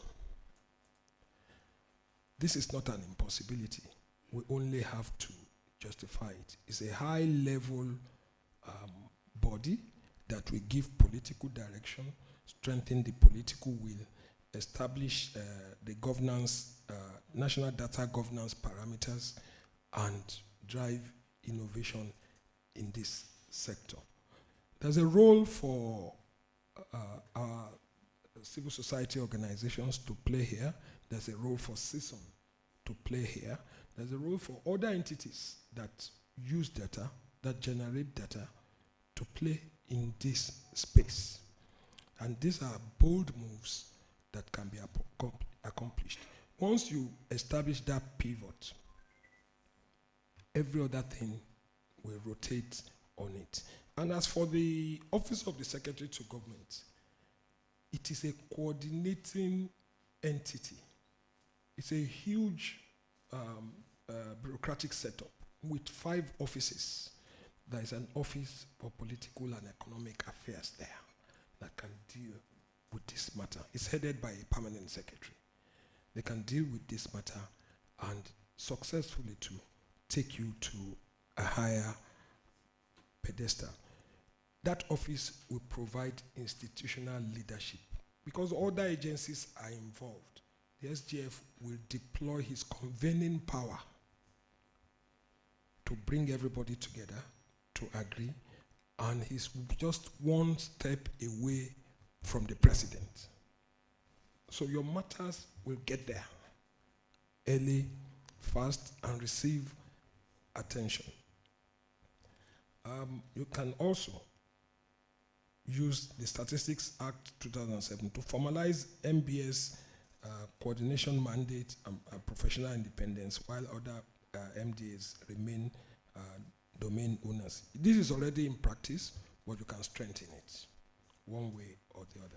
There are a few others, so when the paper is circulated, you will surely be able to read in detail. But let me just mention that building human capital through education and partnership is very, very important in this space. What's the way forward? For progressive development, driving lasting change in quality statistics and data for everyone requires sustained effort, including the following. Adopt a whole of the system approach. Invest in statistical literacy to empower policymakers, journalists, and citizens to use data effectively. Embed quality assurance framework in all national statistics activities and foster global cooperation to harmonize methodologies and promote peer learning. I thank you very much. There's more work to be done after today. Today is just a commemoration, but you have to dig into some of this and chart your course for achieving some of the recommendations. There's nothing that is impossible. Thank you. God bless you.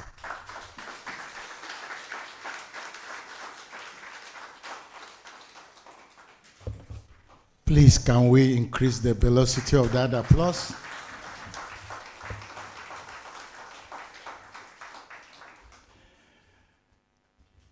Something came to my mind.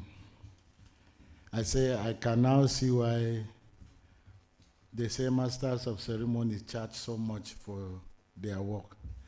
Imagine a personality like this presenting a good paper and somebody asks you to tell him that it's time up.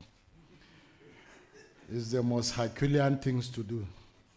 How much will you be paid to be willing to go and stop a personality like this and say, just imagine when the chairman will be speaking and then somebody should tell me to go and, you need to carry a gun to tell me to do that, because I will not be willing to do that.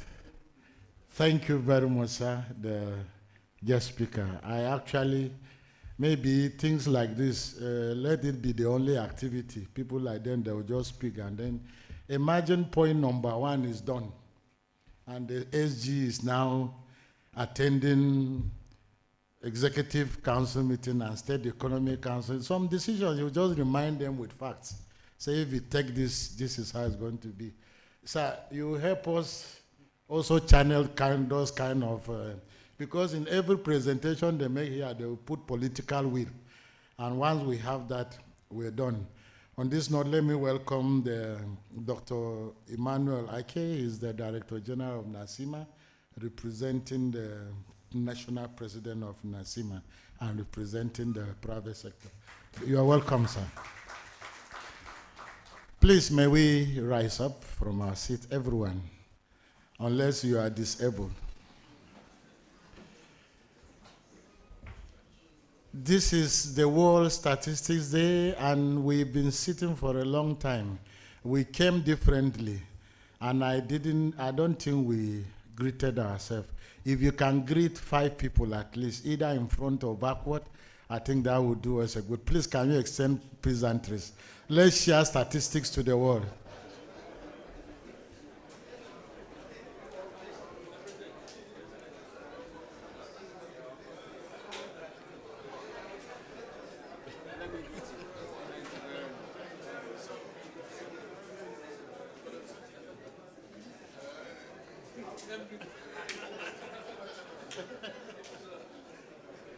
All right, can we be seated, please?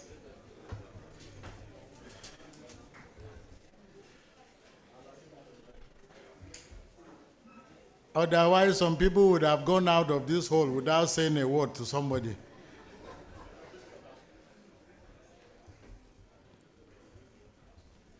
Thank you very much.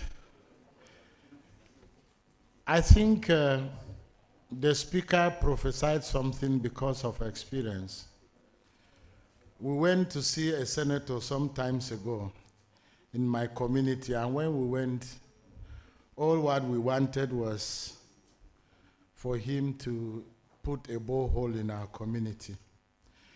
When we went, he said, "I know why you are here." We thought actually it's true, or it may not be true, but he started with our primary school, dilapidated primary school, and said something needs to be done. Then he counted 3 other projects that are very dear to us. And we are wondering, he's not from our place. How did he get to know that? That episode repeated itself when the Liberian delegation came. And we are thinking that the Station General will use the opportunity to tell the chairman that please, if he can do this. Before the Station General speak, the chairman of the House Committee was already telling the Liberian delegation what they intend to do for the National Bureau of Statistics. I wanted Mr. Audu to tap the SG and say she should not say anything again, because I don't know what he will say again. So when I saw that he was the one that was coming, I said, today I don't hope he doesn't have to read. The man is always thinking ahead of us. No wonder, even as a situation like this came, I had to go into history, and I saw that those who were his major contenders, he was one of those that has the highest differential of votes coming to the National Assembly. I think we are very, very lucky. Ladies and gentlemen, the People's Chairman and our own very chairman, the Honorable Dr. Isiaka Buewa Nasir, representing Yewa North in Okokoncha.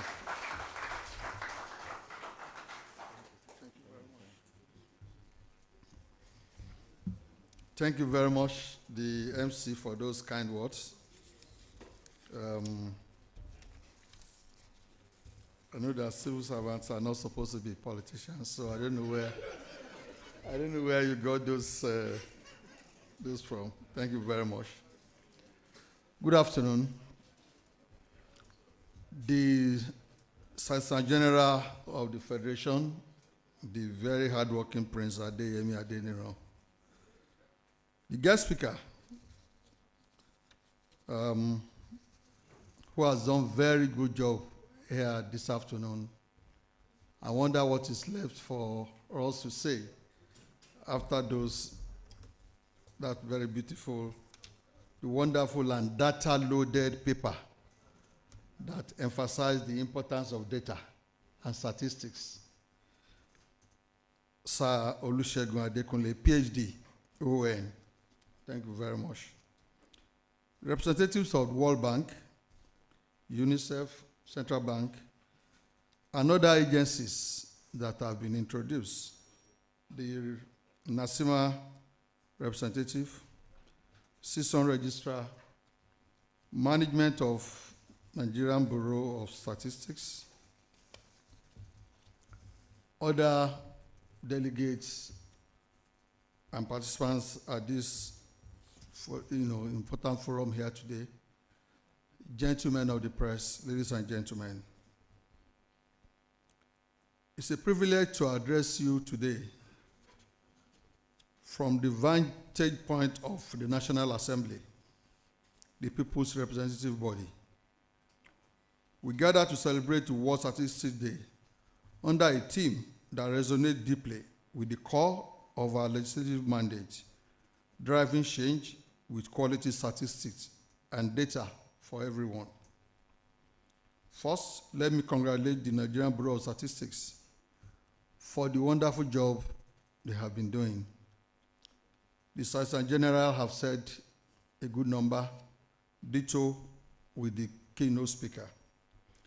The rebasing, timely delivery of data, that despite the challenges and all the controversies around, it's been nearly impossible for anybody to fault those figures, whether they are going up or they are coming down. Increased confidence in the Bureau and all the other things that they have been doing. I have not interfaced with Bureau of Statistics before now. Yes, I've been using it either in my private job or since I came to National Assembly just about 3 years ago. But since I became the chairman of the House Committee on National Planning and Economic Development, I've seen a lot of work that is being done by the Bureau, and that's why, like they said, I got in this morning, and with all the challenges around, it will have been easy for me to give an excuse for not coming here. But at the slightest opportunity, I'd like to interface with this agency because I believe they are doing a very wonderful job.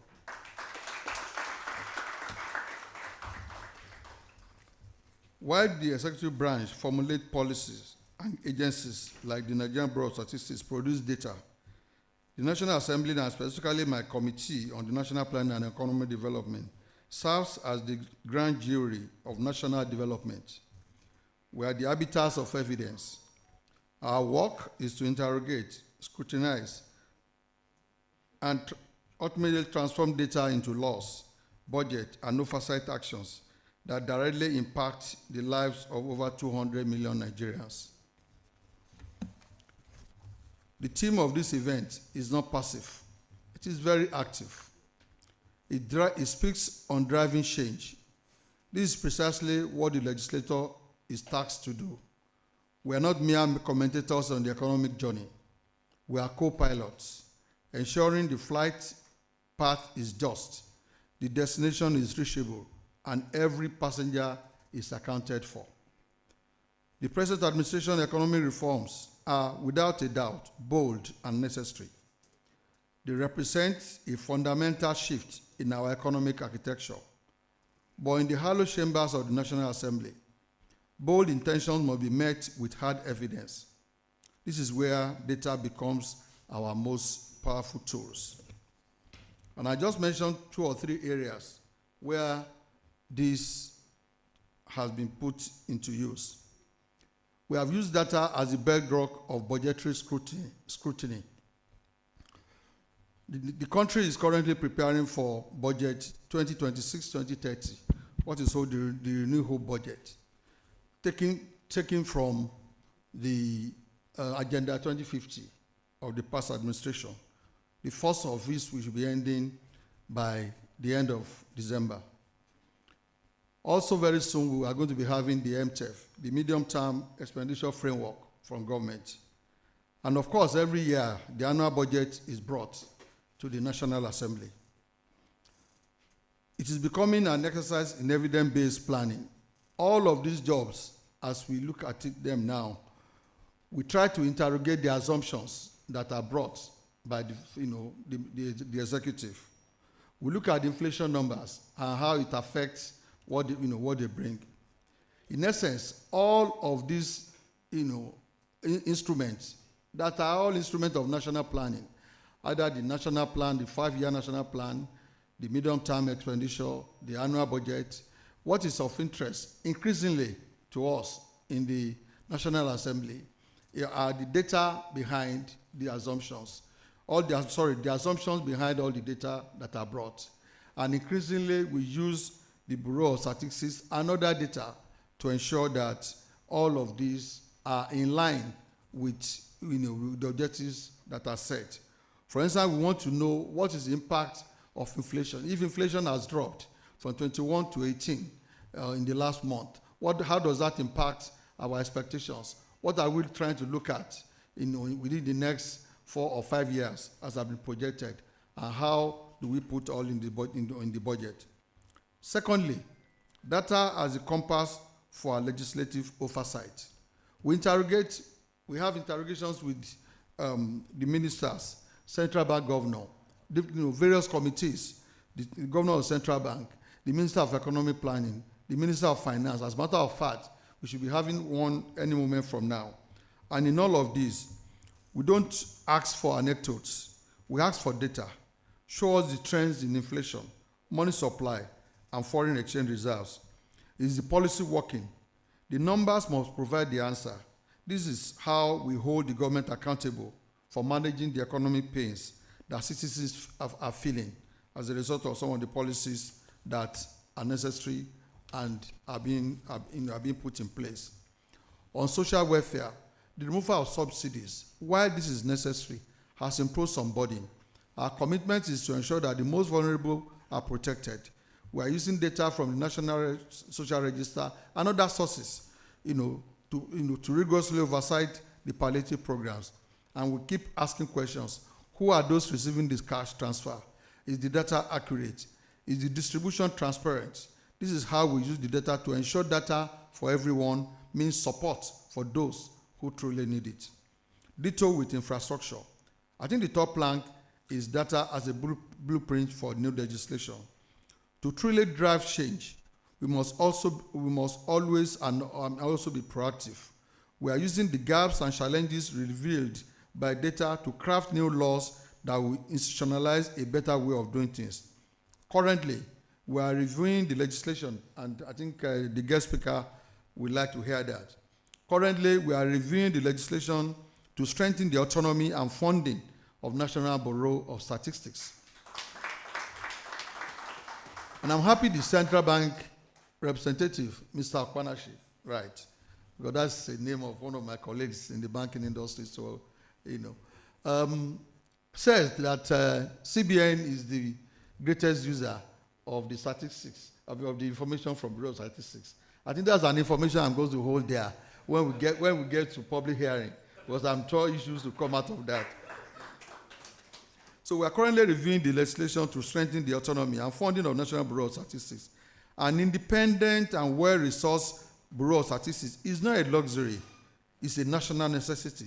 Its credibility is the foundation of all our planning.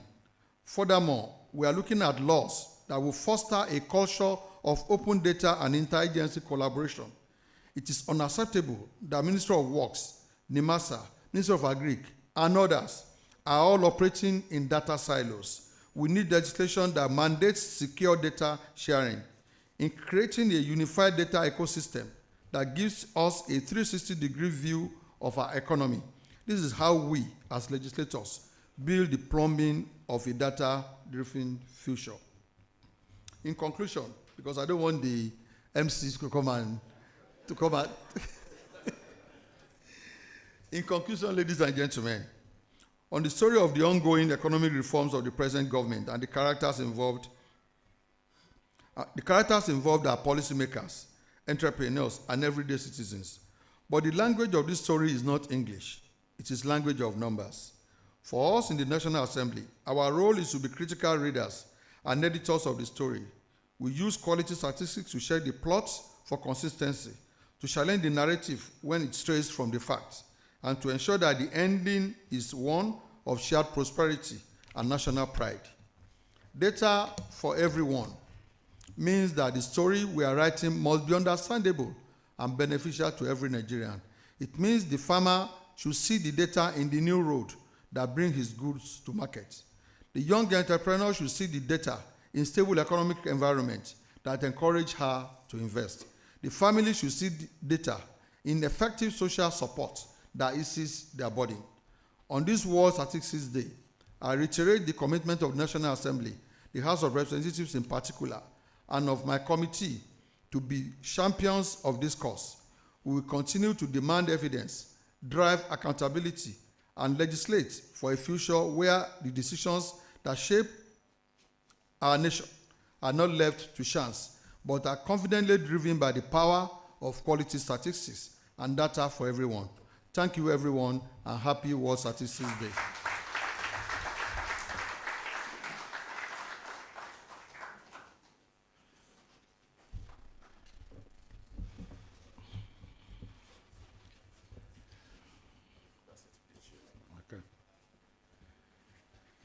Please, can we appreciate the honorable member?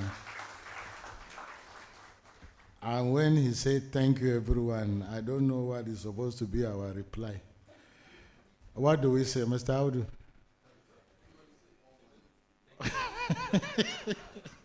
You see, this is, I say I should say more money. Are we to give him the money or he will give us the money? Well, thank you, sir, for being humble enough to address us and even thanking you. We truly appreciate that. We know if you see the next item will be group photograph. We deliberately did that, should our member, but haven't spent this time. I know he's likely going to be interested in the panel discussion. And when I hear people like Professor Yaya, people like Paul Alache was saying that they send him letter to different organizations. I said, don't mind the organization. It is not the organization we are looking for. We are looking for Paul Alache. Once you see your name, even if they put that you are central bank, ignore the central bank. It is you that we are talking of here. So I'm sure at the end of the conversation, we will want to have, but I will still want us to have that group photograph. That is very important. The IMF World Bank has told us that everything without evidence, that's what NBS said. That picture is an evidence, and I can take it anywhere, that the chairman House Committee was here. So we kindly request that members of the high table, members of the panel we invited here, and directors, please can we have a group photograph quickly for 1 minute, and then we come back and continue. The honorable member, sir, please. Just outside this door, there is a, there is a roll back, there is a drop back for us.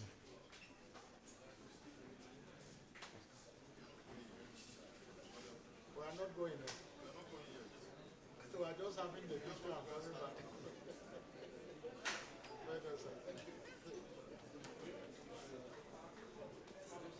We are not going there. So please keep your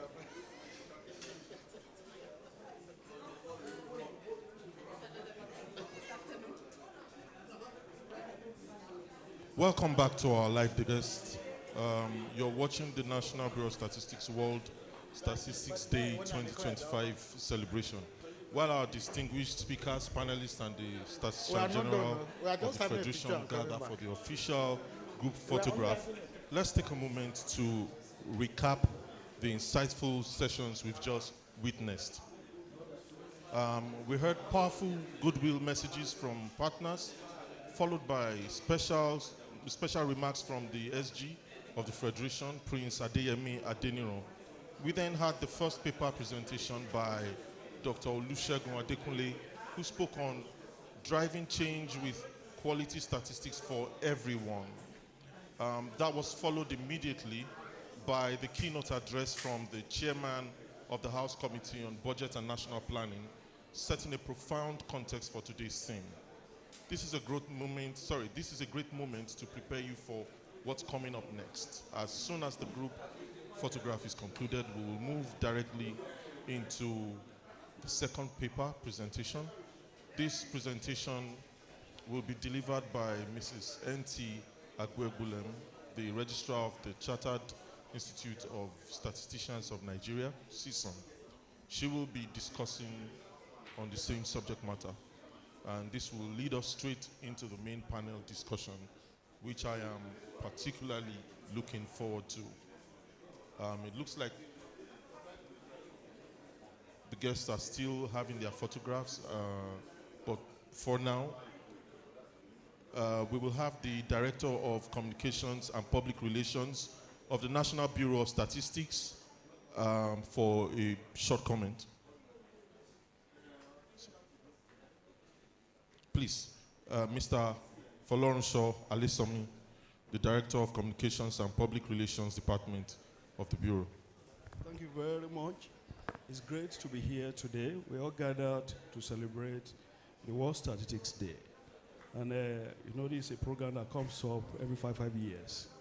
And today you see the cream, the timber and caliber, people from various walks of life that gather here to ensure that we have a very befitting celebration.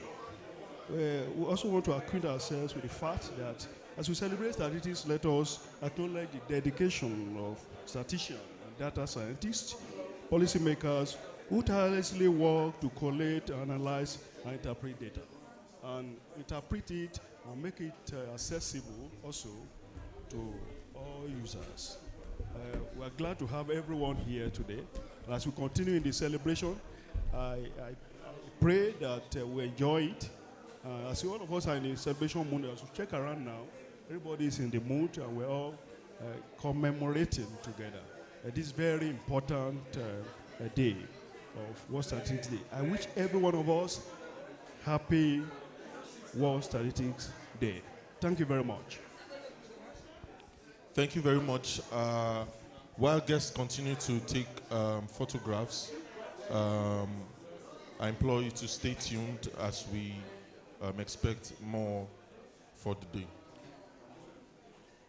It appears guests are done with all right, can we be seated, please? We are returning back to the hall for the continuation of the program. Thank you very much. I remain your guest, Lalemi Femi. Yes, sir, because there's a second paper.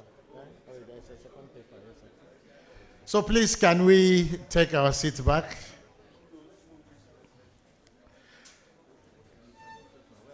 Not yet. We are not yet done. It's not yet done.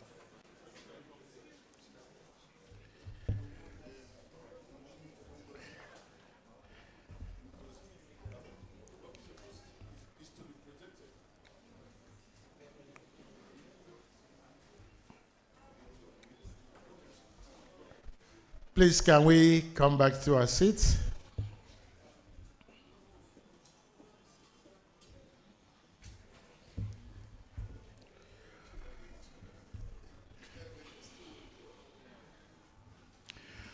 All right, welcome back, distinguished ladies and gentlemen.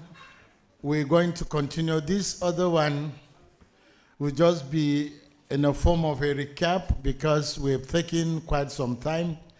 And the choice of the second presenter was very, very deliberate. You know, there is everything in a name, and we have celebrated names. Today, to take the second paper very briefly, will be a lady of intellect. Of course, the first female registrar of CSON. Before that, he works quite in the statistics department, very familiar first with the National Bureau of Statistics. And the name answers everything you want to know in a person. Distinguished ladies and gentlemen, welcome Ngozi Teresa Abiobulum. Whether I did call you correctly or not, but at least I got the first two. Thank you very much.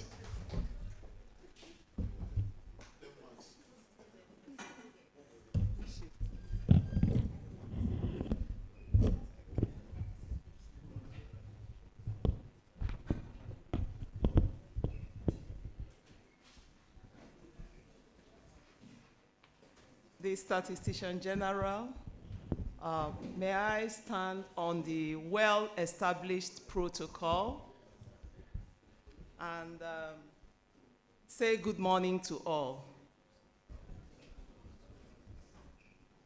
This is a presentation from the Chartered Institute of Statisticians of Nigeria on driving change with quality statistics and data for everyone. This is the theme of our celebration of World Statistics Day, which is being celebrated today. With the rapid transformation and multifaceted worldwide challenges, we need timely, accurate, reliable, high-quality statistics and accessible data. This need cannot be overemphasized. So let's look at the outline we have. As a way of outline, we have the introduction, quality statistics for everyone, CSON creation and mandate, CSON membership, CSON activities and events. We also have professional accreditation, and then we conclude. So as a way of introduction, we need data. The need for data cannot be overemphasized. It's noteworthy that data are more than just numbers. Data are the foundation for informed decision-making and inclusive progress, which drive transparency, accountability. Data is key to decision-making. The theme, driving change with quality statistics and data for everyone, underscores critical role that data play in solving problems, resolving processes, shaping policies, guiding development, driving innovations across businesses and society, as well as empowering individuals and communities. Quality data drives positive change by fueling progress in all sectors of the economy. It helps measure outcome, track disparities, and design solutions tailored to real-world needs. Importantly, it also provides a roadmap for monitoring progress towards national goals and international commitments.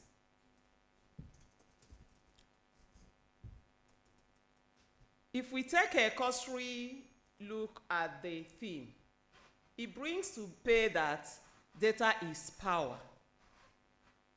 Quality statistics help identify problems, track progress, and shape effective solutions. And also from the theme, we can see that inclusion really matters.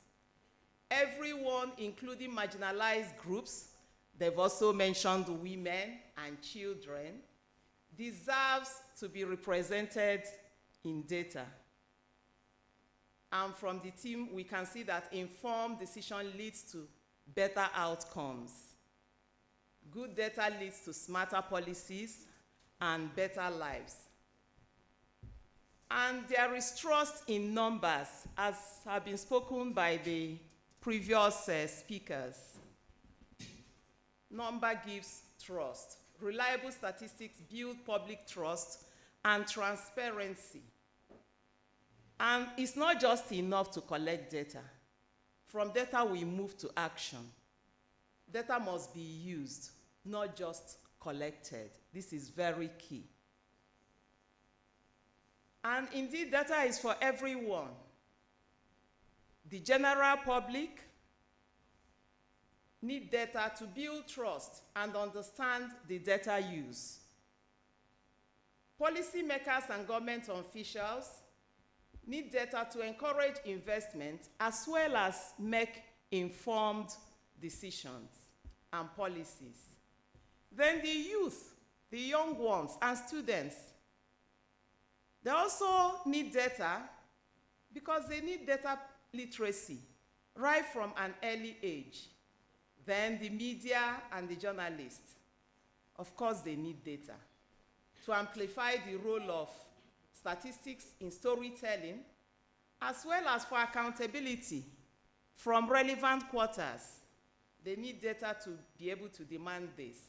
The civil society, the NGOs, for advocacy and inclusive development, they need data. The private sector also needs data to show the business value of accurate and market demography.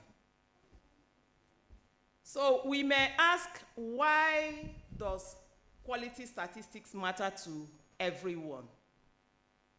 Quality statistics is essential for making reliable decisions and improving operational efficiency.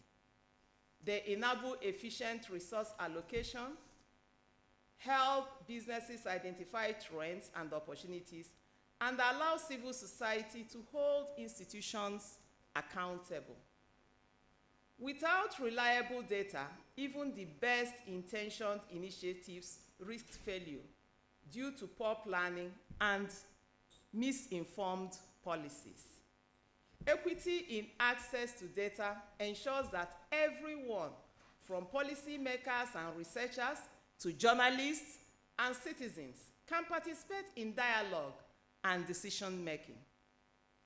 Open and inclusive data systems bridge the gap between knowledge and action, particularly for marginalized groups, whose needs are often overlooked in the mainstream narratives.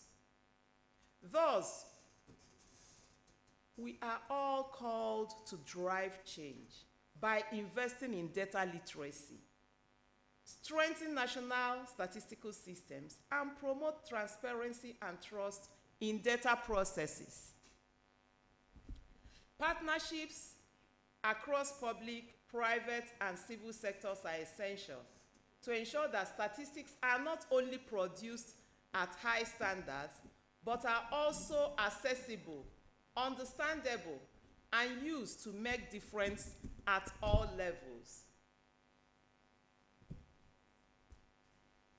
Driving change with quality statistics and data for everyone lead to increased public trust and interest in national statistics, improved data literacy across target groups, stronger demand for open, inclusive, and high-quality data, greater collaboration among stakeholders in the data ecosystem, just as we insist on are collaborating with the National Bureau of Statistics in this celebration.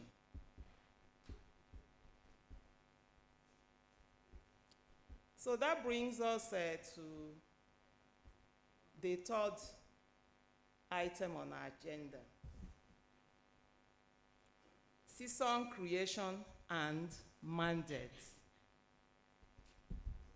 CSON is the acronym for the Chartered Institute of Statisticians of Nigeria, and it was created by virtue of the Chartered Institute of Statisticians of Nigeria Establishment Act of 2022, Act number 38, and in short form is called the CSON Act. This act has been published in the official gazette, Nigerian Official Gazette of number 230 on 1st March 2023. CSON didn't just fall from nowhere. CSON was actually bettered by the Nigerian Statistical Association, which was formed in 1976. So it's upon the charter that the name CSON came to be. As stated in its founding legislation, CSON was established to advocate, promote, and determine what standards of knowledge and skill are to be attained by persons seeking to become members of the Institute, and to bear the responsibility of ensuring ethical practice while building the infrastructure and necessary human capital to drive data agenda. The CSON is to streamline the practice of statistics profession based on international best practices.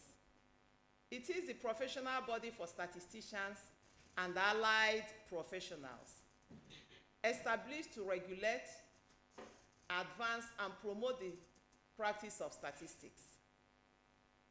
The Institute facilitates the exchange of research and insight on statistical advancements, advocates for statistical culture in the society, and disseminates statistical information through journals, bulletins, newsletters, workshops, and conferences to educate as well as raise public awareness of the importance of statistics.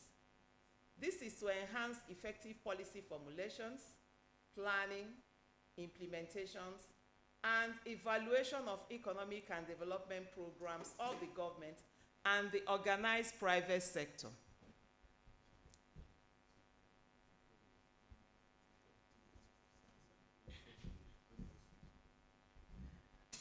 So, on membership, CSON membership is drawn from statisticians and allied profession. Allied professionals like data scientists, economists, demographers, social scientists. And we also have those who didn't study these courses, but they are practicing statistics. They are also welcome to be members of CSON. We also welcome corporate members, like the Central Bank of Nigeria, the National Bureau of Statistics, are already corporate members of CSON. And we welcome more corporations, more institutions to be corporate members of CSON. That way, they are also helping in promoting statistics.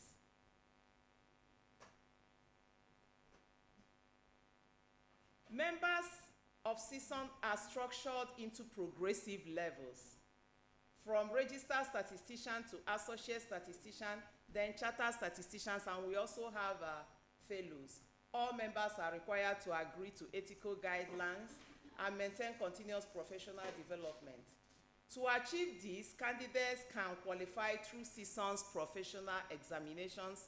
We have the foundation, the intermediate and graduate levels of examination. And these examinations are modular in nature. Plans for these examinations are underway as the accreditation committee of CSON are working to finalize the process so that we know how to actually sit for these exams and get the necessary qualifications. Membership of CSON provides professional recognition and career advancement. As member of CSON, the other benefits from being member of CSON are clear acknowledgement of advanced statistical training, ethical practice, and competent application of expertise. It also signals professionalism to employers. For instance, when one becomes a chartered statistician, of course, the employers will appreciate the staff more. Clients and collaborators will also appreciate such professionalism, thereby enhancing credibility in the job market. It provides opportunity for networking both locally and internationally and contributes to statistical advancement. The CSON offers membership, accreditation, professional examination, and development programs to ensure high standard in the field of statistics. The Institute operates under statutory charter emphasizing ethical guidelines, continuous professional development, and recognition of statistical expertise. Recently, we had some activities. Some of the activities we held recently are our second international conference and second pre-conference workshop held in Asaba Delta State on 22nd to 26th September 2025. And we have a very recent copy of our journal, which we also published.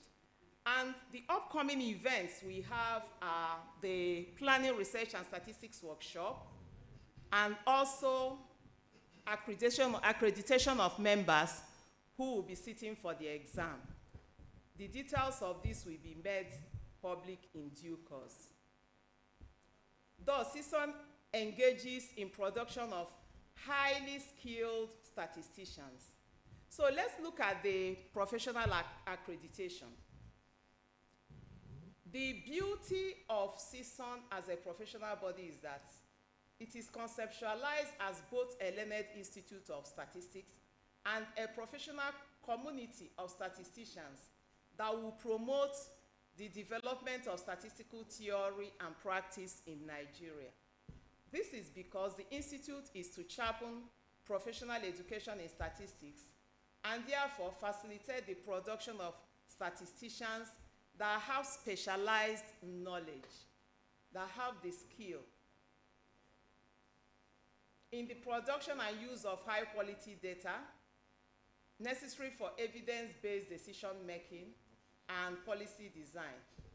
Also, the Institute will bring professionalism to bear in the conduct and practice of statistics in Nigeria, as members will adhere to code of conduct as enshrined in the CSON Act of 2022, or any other bylaws that may be enacted from time to time. Members will be in position to exchange research findings and opinions on latest advancements in statistics. The Institute will also, through statistical advocacy, ensure the enthronement of statistical culture in the society as CSON intentionally creates awareness about statistics. This is part of the reason why we are here, to create awareness, to collaborate. To achieve this, members are to qualify through CSON's professional examination, which are foundation, intermediate, and graduate level examinations.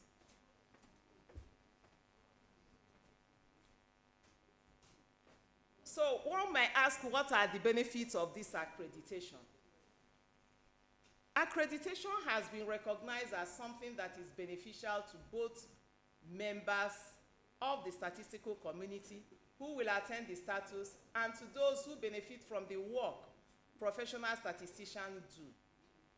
From a professional point of view, accreditation makes the wider public realize that there is a body of knowledge called statistics, which accredited practitioners must master at an advanced level.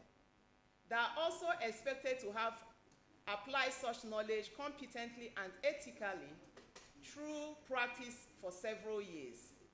That notwithstanding, it is expected that professional statisticians must continually update their knowledge in their areas of specialization for the advancement of statistical theory and practice. Such knowledge could also be ventilated through scientific publications in the JCSON, which is Journal for Chartered Institute of Statisticians of Nigeria. It's noteworthy that this journal has replaced the former Journal of Nigerian Statistical Association. In conclusion, driving change with quality statistics and data for everyone is more than a theme. It is a vision where a data-empowered well-informed choices, especially in times of uncertainty, lead to lasting impact. By committing to production and use of high-quality inclusive data, we lay the groundwork for sustainable and equitable development that leaves no one behind. Overall, CSON advances theory, practice, and public trust in statistics, aligning with global benchmark while addressing Nigeria's needs. The CSON plays a pivotal role in elevating statistics as a profession as it supports the national data ecosystem. Accreditation of statistics practitioners will promote competent, ethical application of statistics in both the private and the public sector. The successful take-up of CSON means that we have come of age in Nigeria and indeed in Africa. It's noteworthy that this is the first of CSON as a Chartered Institute of Statisticians is the first of its kind in the whole of Africa. We are the first to have it.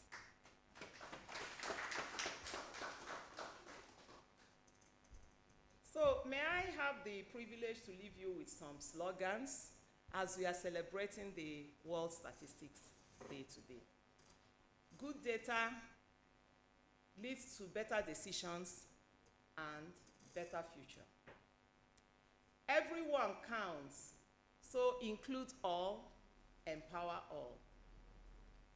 From numbers to action, let's make data work for us. For more information on CSON and to partner with us, you may contact us through our website, which is www.cson.org.ng. We are also available at our secretariat at National Commission of Colleges of Education building in Central area here. You are all welcome. Thank you.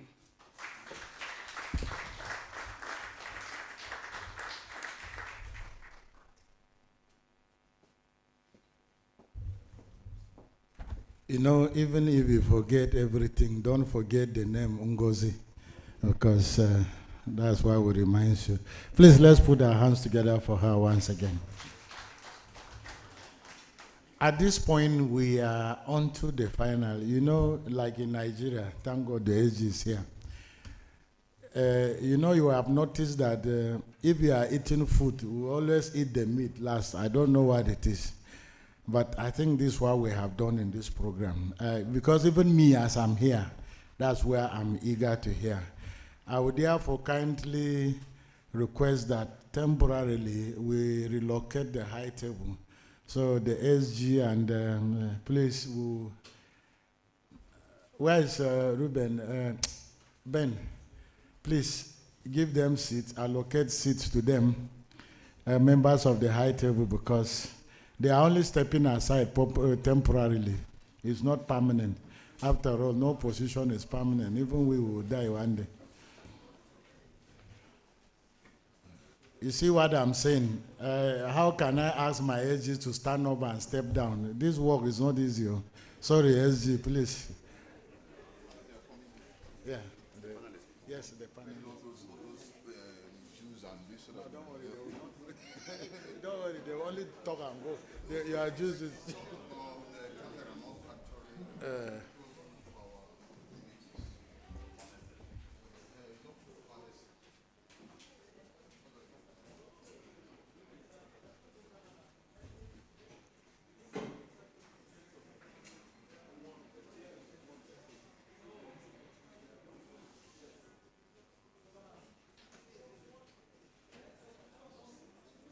I must quickly, so that we.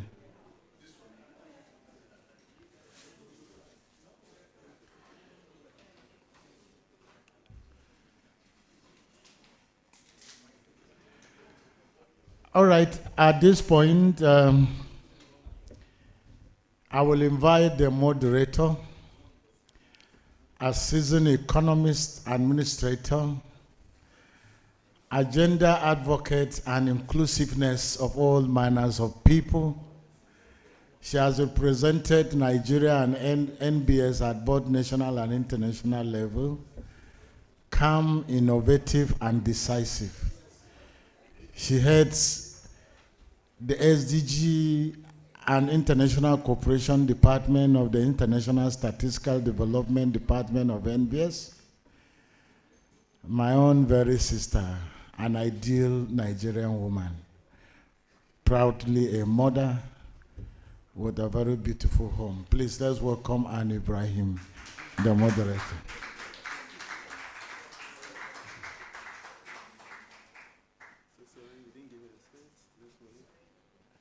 So I don't know. You are actually supposed to. Okay, will you moderate from here? Please keep her a seat anyway. So before I begin to change the membership of the panelists,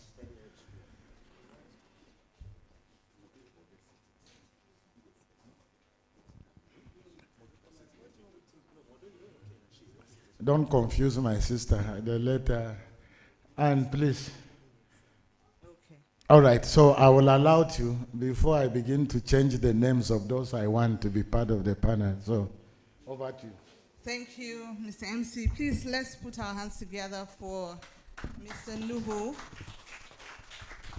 Thank you very much. A very good afternoon, ladies and gentlemen. Permit me to stand on the already established protocols.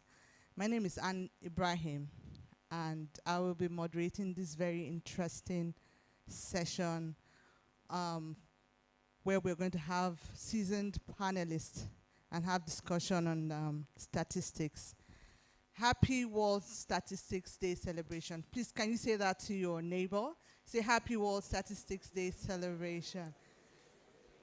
Thank you very much. A round of applause for yourselves, please.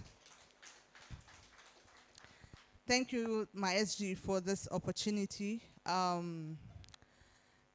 It's an honor for me to welcome all of us to this panel session as part of the World Statistics Day celebration, which is organized by my very own,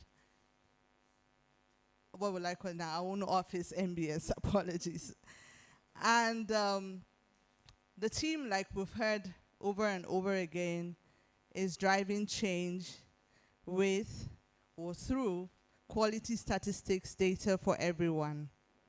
This team is indeed very apt, it's timely, and it's very transformative indeed. In a world increasingly driven by data, the question is no longer if we use data, but how well do we use this data, and who gets the benefits at the end of the day. Today's panel is a collection of seasoned experts, like I said earlier, cut across the national statistical system. That is the data ecosystem for Nigeria. We have the suppliers of data, we have the producers, and we have the users of data. And together, our goal is to explore how we can synergize, how we can partner together, how we can collaborate to ensure that data is timely, accurate, inclusive, and accessible. And of course, at the end of the day, impactful for everyone.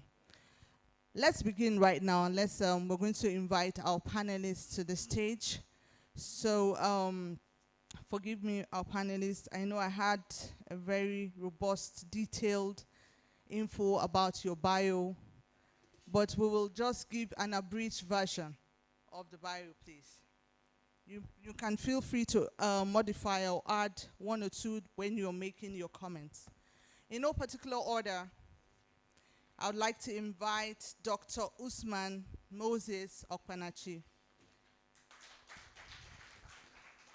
Dr. Usman is a Fulbright scholar and expert in monetary economics, and he is the Director of Statistics Department of the Central Bank of Nigeria. He began his career in the academia at the University of Jos in 1995 before joining CBN in 2000.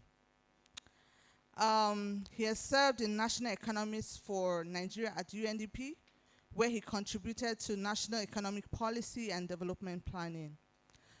Dr. Opanachi holds a PhD in economics and has published over 20 peer-reviewed publications in reputable academic journals and has advanced monetary policy and economic research in Nigeria. A round of applause again for Dr. Opanachi, please. Next, we're going to introduce to the stage Dr. Bala Yusuf Yunusa, MNI. A round of applause as he comes to the stage, please.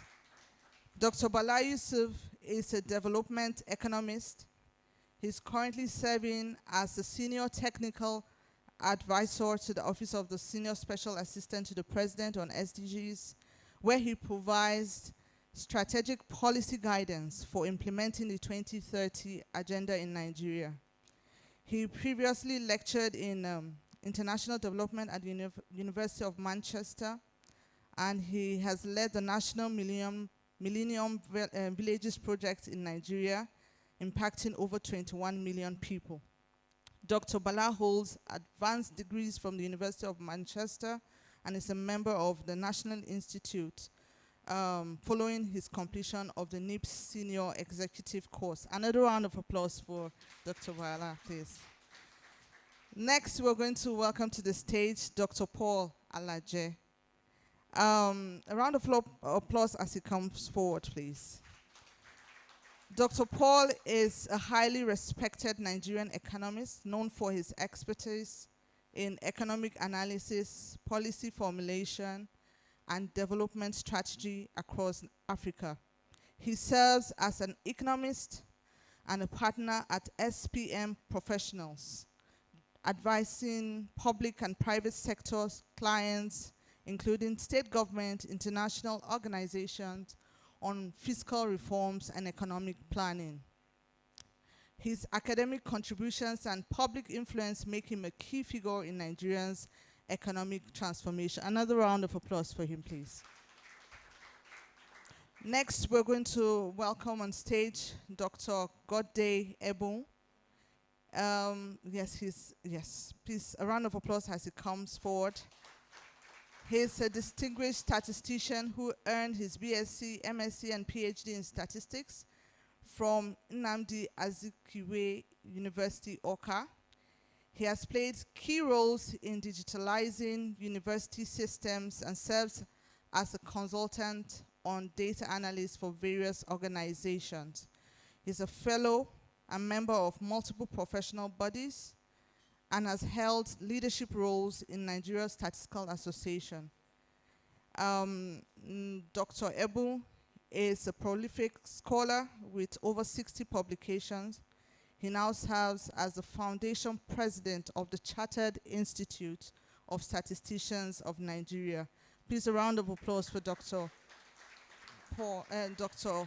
Ebu. Last but not the least, let us welcome on stage Professor Abubakar Yahaya. A round of applause as he comes forward. He's from the academia.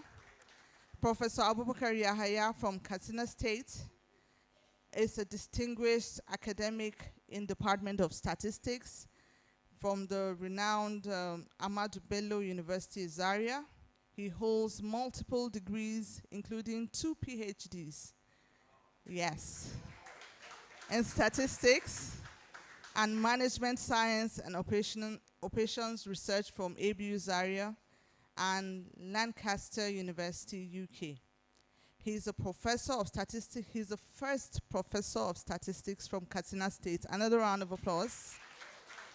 And has authored 80 scholarly articles. Professor Yahaya has supervised more than 70 postgraduate students and has served widely as an external examiner and assessor. A round of applause for all our panelists, please. Thank you very much. So right now, I'm going to, I think I can sit down. Initially, they didn't have a seat for me. All right, thank you very much. So,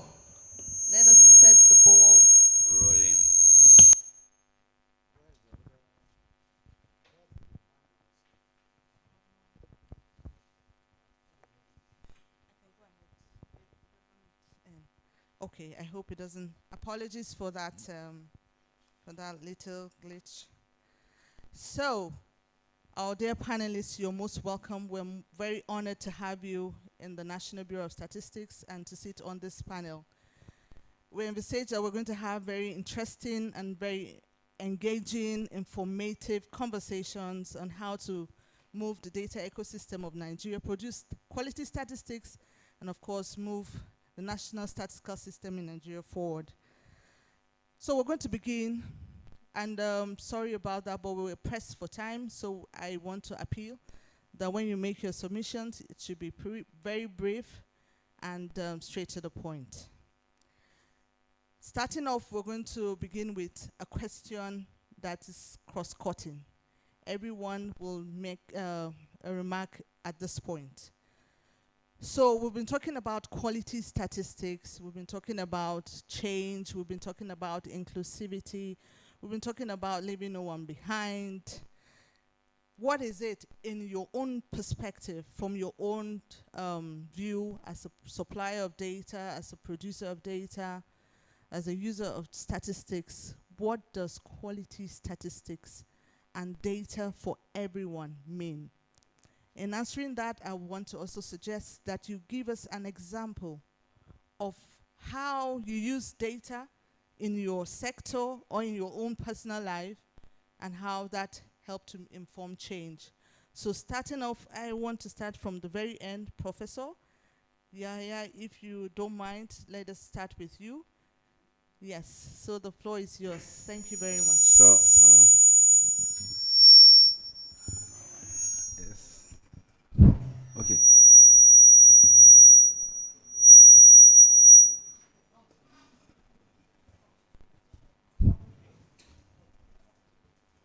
Okay, thank you, Ms. Anne Ibrahim, and thank you, other panelists, and thank you, Secretary General and other audience. Basically, when we're talking about quality statistics, the first thing that comes to mind generally is about the accuracy of the statistics, of the data especially, the accuracy. But we should understand that whenever we're talking about accuracy, it doesn't just form the alpha and omega of what a quality data should be. A data should be reliable, a data should be relevant, a data should be timely, a data should be transparent, or rather a quality data should be transparent, a quality data should be accessible, it should be inclusive and usable as well. It's important to understand that all these aspects, and maybe several others that other panelists are going to talk about, connotes what makes data to be termed as qualitative. An example I'm going to give, I really get this inspiration of the example from our guest speaker. He has just left, he was sitting near the SG. Yes, he's coming in now. He talked about NCDC. Imagine the data about the COVID-19 data that NCDC was telling us day in, day out over some period of months. They decided to maybe hoard it, keep it for themselves in their own data repositories. And they decided, okay, now after about 5 to 6 years from COVID-19, they decided to share it with the nation as a commemoration for national celebration for the 65-year anniversary. In fact, the data it has outlived its purpose to us. It is not going to be trusted even anymore. So definitely all this aspect that I talk about will have to be taken into consideration for us to say that we have a qualitative data. Coming to the question, you also talk about everyone. Everyone, when it comes to quality data, in my opinion, should be defined in its unambiguous literal meaning of everyone. Everyone here may mean a policy maker who is kind of needing some kind of an evidence in order to execute a multi-million naira infrastructure project. It may even be the legislators. Legislators in the National Assembly, they have some bills that they want their co-legislators to support them in sponsoring that bill in order to throw their weight behind that bill in order to win some multi-million naira infrastructure as a constituency project. Likewise, we may talk about a police officer. A police officer, in the course of maintaining, how do I put it? Thank you.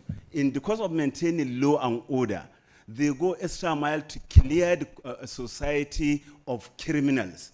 So they will first apprehend the criminal, put him behind bars, then come back to the field and get evidence, which they will use for prosecuting him or her in the court of law.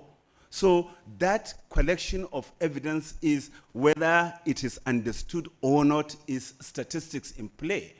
Likewise, when you talk about the lawyers themselves, most of our lawyers in the courts, they are not always trying to dispute that the person, their client, did not commit the crime he is being accused of.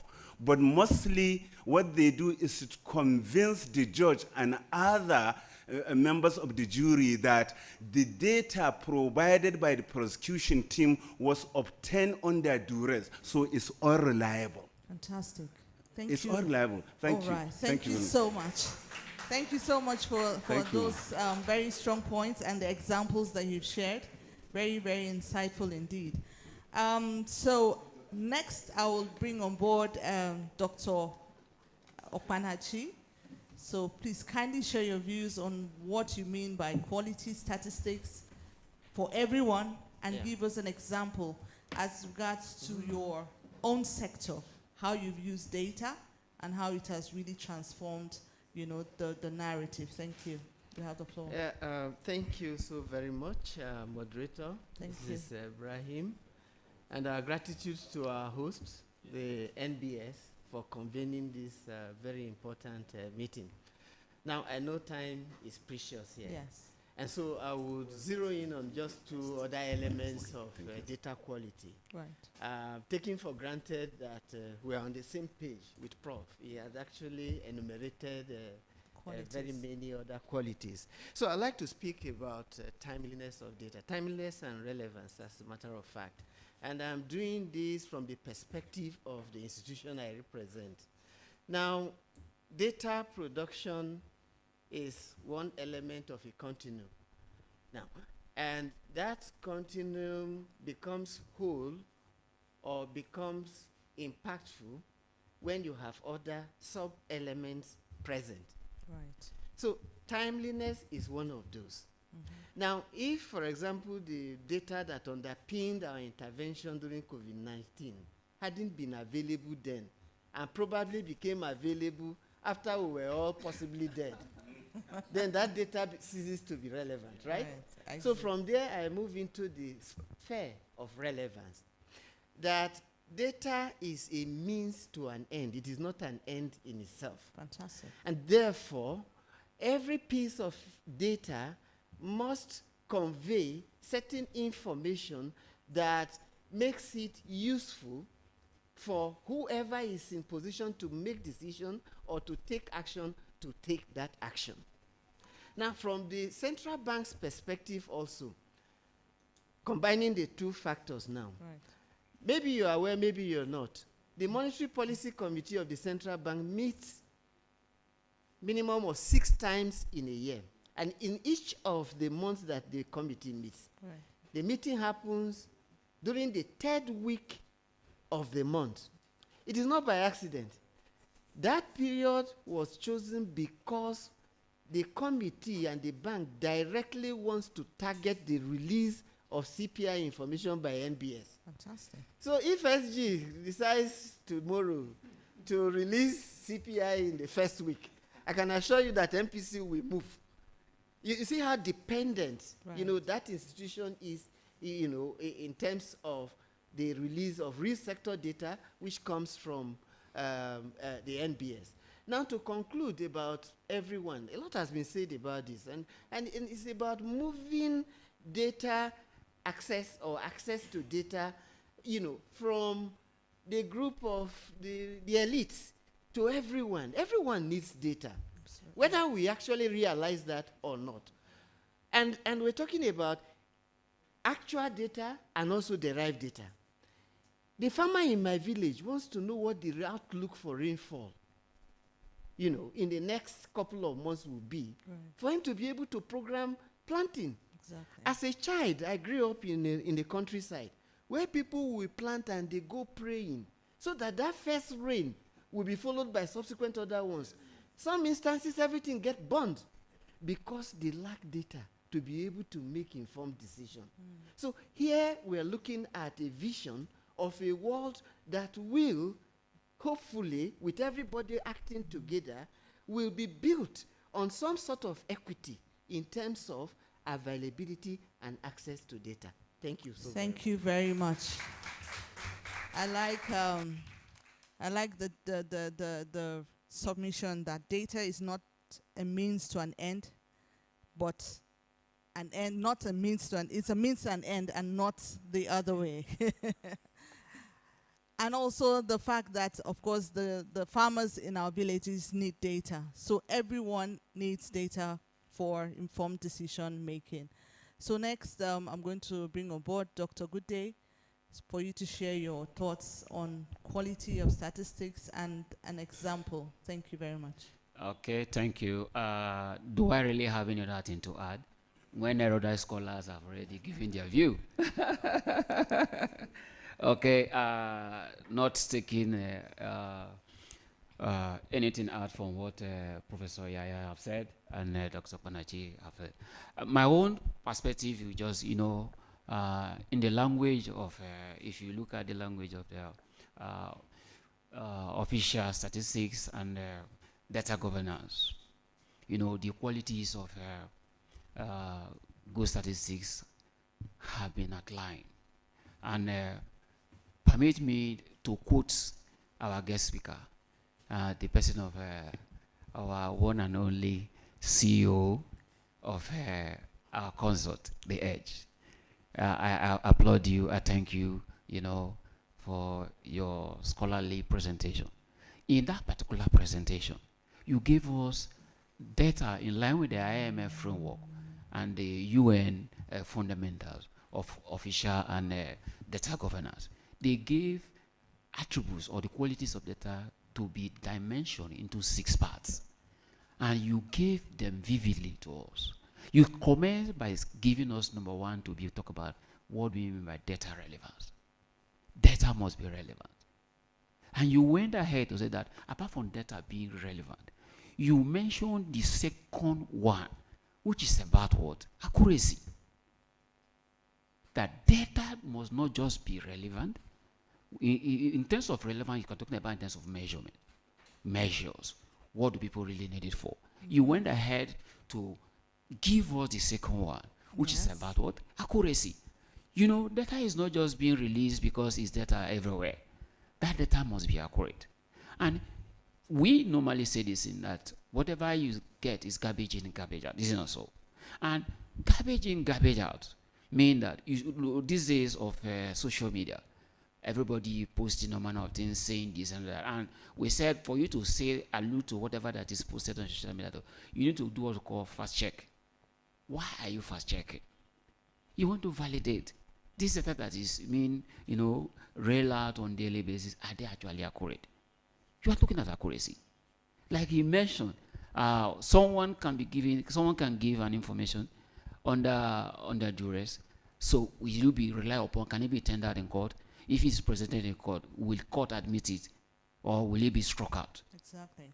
Do you understand what I'm saying? Now, the other one he mentioned in the course of your presentation, you talk about, which my director actually mentioned, timeliness. Well, I christen it timeliness and punctuality. Timeliness and what? Punctuality. That is the currency. The currency of data is timeliness and punctuality.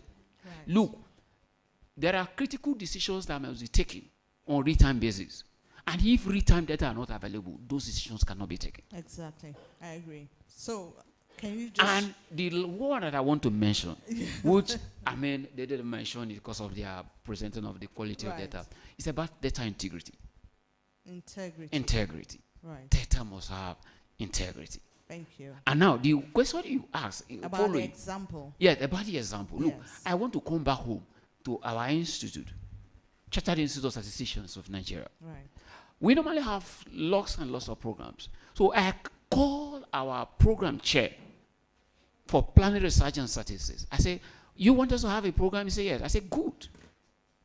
Do what we call benefit cost analysis. And when you do that benefit cost analysis, let me know the benefit cost ratio. And if you give me a benefit cost ratio that is less than 1, I will know whether there is benefit in running that particular program. But when you give me a benefit cost ratio that is greater than 1, I know we will run with our program. Fantastic. And that is how to leverage on data to take informed decision. And the moment he presented a cost-benefit ratio, he discovered that a program that he wanted to organize had an expected inflow of about 3 million, but he was expected to spend about 6 million. I say, there you are. Right. Is it worth it? No. So although everything is not about monetary terms, some there are benefits that are not quantified in monetary data and enshrined. So that is how we leverage on data to take informed decisions. Thank you very much. Thank you very much. A round of applause for Dr. Godday.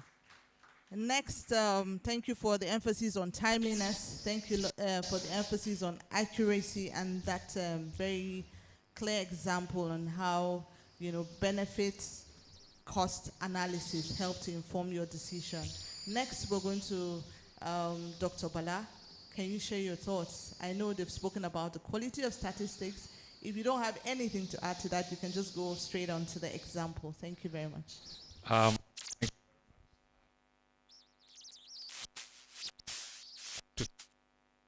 General, I'll be here today. So recall that world leaders adopted the 2030 Agenda for Sustainable Development.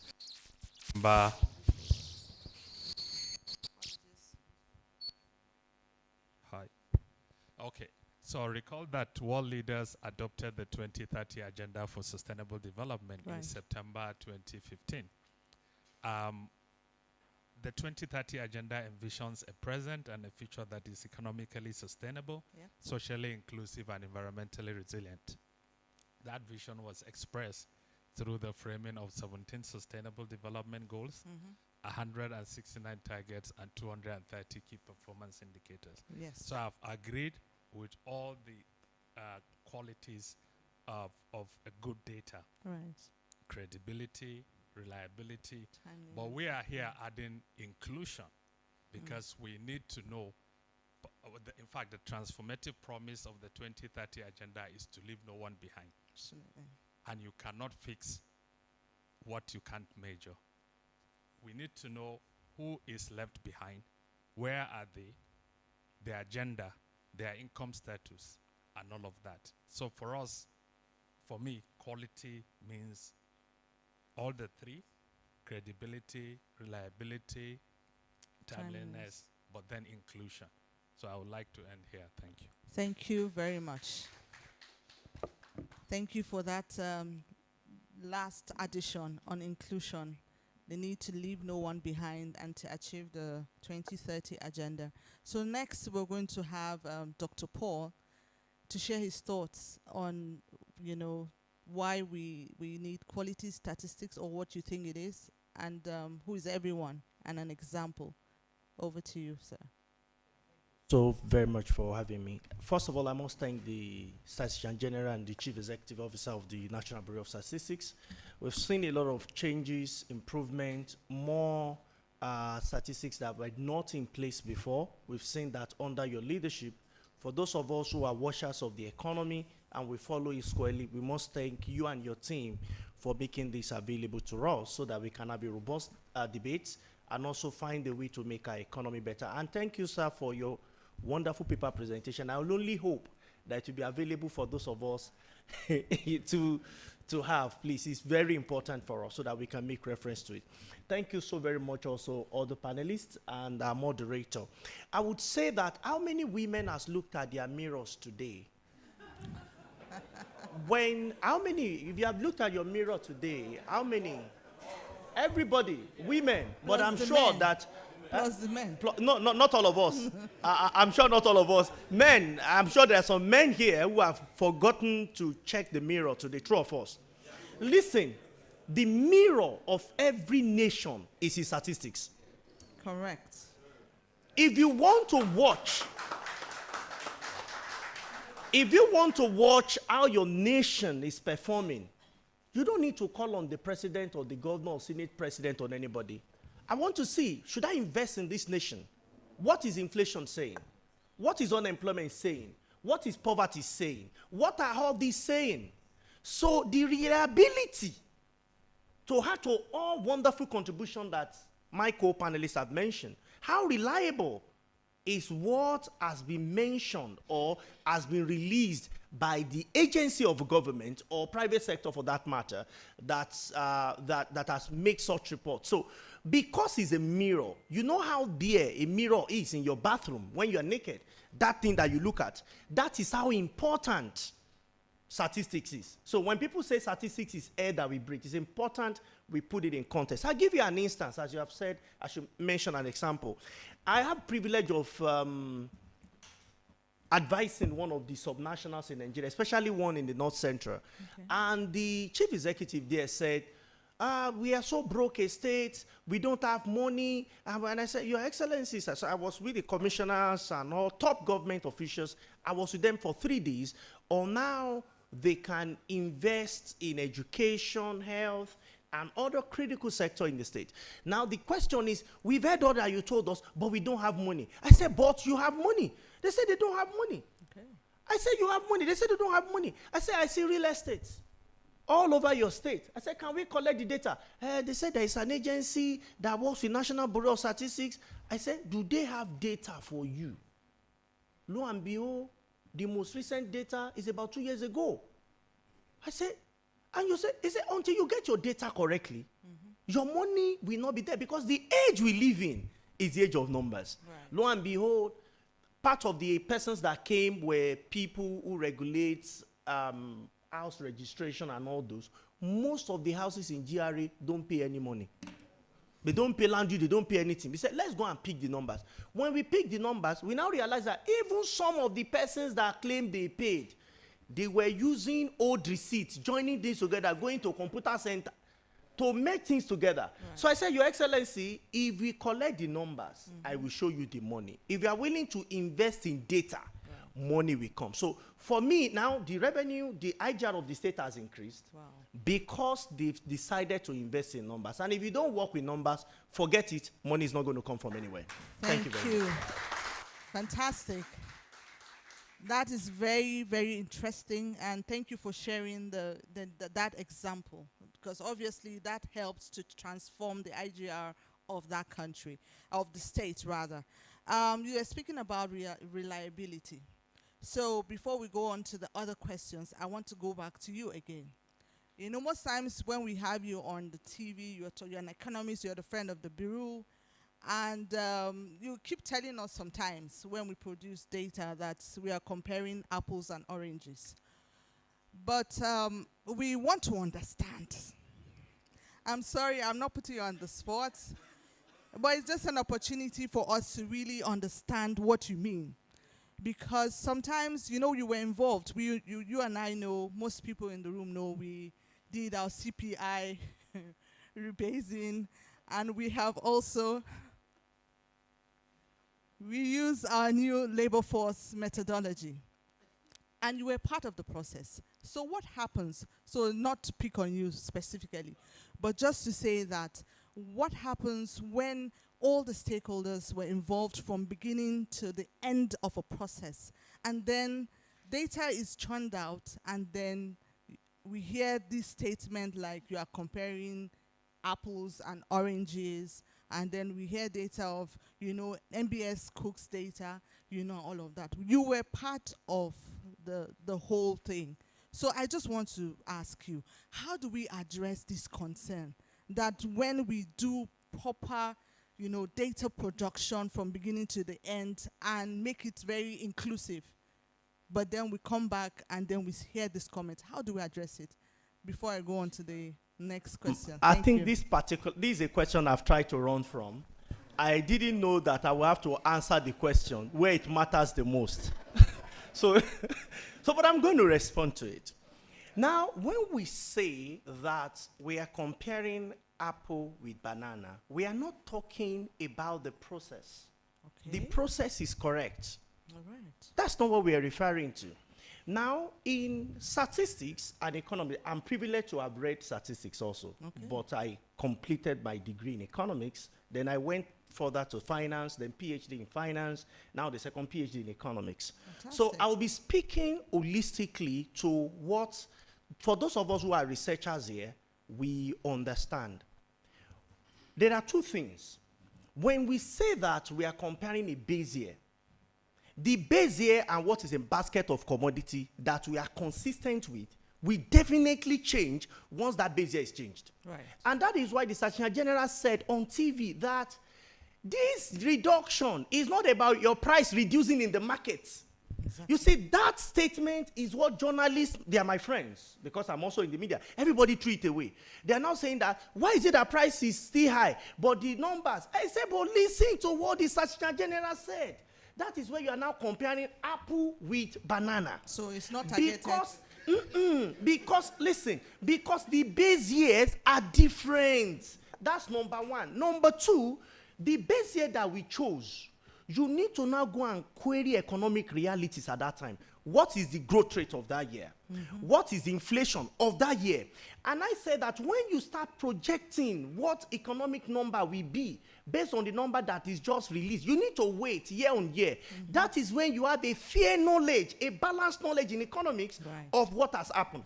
However, we can use the one that is month on month, because it is the same month, we're using the same base year versus the same base year. So when you say that inflation reduced, I would say I agree to some extent of month on month. But for year on year, if I'm posting my econometrics, and for my clients, I have told all of them, for econometrics, I will be posting outlier. I'll be using 0 or 1 for now. But when it's now 1 year, I cannot post. If not, I will be posting to you. Now, there are some private sector in Nigeria that are non-Nigerian companies that we advise on what their pricing should be. We told some of them that your pricing should be XYZ. We said, as the first organization in Nigeria, by the privilege of Almighty, that exchange rate will be 1.5. We said that as far back as 2003. And people say, no, it cannot be. You hate government. I said, no, we love government. But let's tell ourselves what the future will look like. Why? Remember, statistics is the mirror. Exactly. If you want to know how you look, we will tell you using econometrics model. So here is it. What we are doing now, it's a model that must change. I mean, that has changed, because before now it must change. And that change has come. However, in projecting and politicians quickly using it, I'll give you another instance. I was invited by the Bureau to, when we released, when we changed the methodology for unemployment. Yeah. And the Statistician General also said that unemployment figure reducing from 33% to 5% does not mean that people now have job. The government functionary that was here said, maybe we are overbeating ourselves. We have done so much. I said, you just hear what the head of agency said, because he's a professional. But if we don't now understand this, politicians will not look at what we are trying to achieve in order for us to align with global best practice. Yes. That's the essence of the exercise. But politicians feel that if unemployment has reduced from 33% to 5%, then we have done well. We are saying no, because the number of hours per week has changed from 20 hours to 1 hour. And it follows suit that ordinarily, the numbers will also drop. Thank you very much. Thank you. A round of applause. For Dr. Paul. Apologies again for putting you on the spot. So next up, I want to bring on I want to ask a direct question to our expert from CBN, Dr. Okpanachi. How does the central bank leverage official statistics in shaping monetary policy, and financial stability. You have the floor, please. Thank you. It's a very good question. Thank you, sir. And, you know, the central bank as an institution has clearly defined mandate, which includes price stability and financial system stability. So those are the outcomes that the institution seeks in deploying various instruments, right? Right. Now, so, but to be able to achieve those outcomes, first of all, you need to know where you are. Call it the base, right? Right. And so you're looking at progress or lack thereof relative to that base. Now, official statistics from the NBS, real sector data in particular, constitute the core of what members of the committee saddle the responsibility of deploying those instruments or calibrating policy must of necessity consider. Right. Inflation is at the center of it. Yes. Economic activity as measured by GDP, employment, you know, because you see, in this climate, right, we cannot be so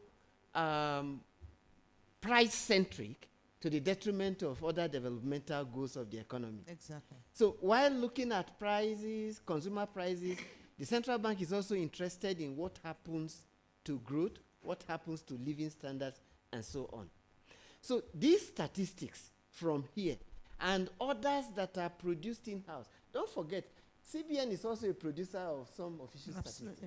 Yes. Financial, monetary and financial statistics, Yes. balance of payments. In fact, my department produces balance of payments and some of those other statistics. Great. So it is the collection of these statistics that and data that, you know, those people that have been appointed, the management, including external members, will look at all of this and the derived data from this. Derived data, I mean Right. forecasts and projections, to be able to arrive at what may be a fair assessment of the outlook and the appropriate instrument to deploy at any given time. Wow. A round of applause, please. That is very apt and straight to the point. Now we're going to go to the office that is advocating for leaving no one behind. What's the role of disaggregated data? You spoke at the first opportunity about inclusion, right? So what's the role of disaggregated data and targeting interventions? What does that play in the whole leave no one behind agenda? So the floor is yours, sir. Thank you very much. And so, you know, I consider MBS my second office. Only the SG will invite me to start work from MBS. Right. And this is actually because the core mandate of the Office of the Senior Special Assistant to the President is to provide horizontal and vertical intergovernmental planning and coordination among 4 other core mandates to make sure that we drive Nigeria's commitment to the 2030 agenda. So you see we have 169 targets of the 17 SDGs, and they come with 230 key performance indicators. Yes. Knowing that we had that task before us way back in 2016, we had to start to work with National Bureau of Statistics, being the office that has mandate for official statistics. And that led us to the realignment of the entire national statistical system to accommodate the 230 key performance indicators and be able to report annually through the National Bureau of Statistics. We have successfully done that. But then how do we provide strategic leadership and guidance in operationalizing the goals? We need timely, reliable, and disaggregated data to leave no one behind, like I said. Today, or the 2019, 2020 Living Standard Survey shows the number of poor people in Nigeria, about 40%. Right. Where do they live? We know the geography of poverty is predominantly rural in Nigeria, but more pronounced in rural north. it is that sort of data that is disaggregated by geography, by gender, you know, by income status, that will guide evidence-based planning and policy making as well as implementation. So if we don't know, we won't be able to intervene. For example, we need to know in Nigeria on SDG 3, classical example of the health, where do we have the highest rate of maternal mortality? This is one of the 169 targets. We need to know the number of out-of-school children, for example. You need data that is disaggregated for targeted interventions to address these issues so that no Nigerian is left behind by 2030. Thank you. Thank you. A round of applause for Dr. Bala. But you're not off the hook totally yet. So I have a follow-up question to that.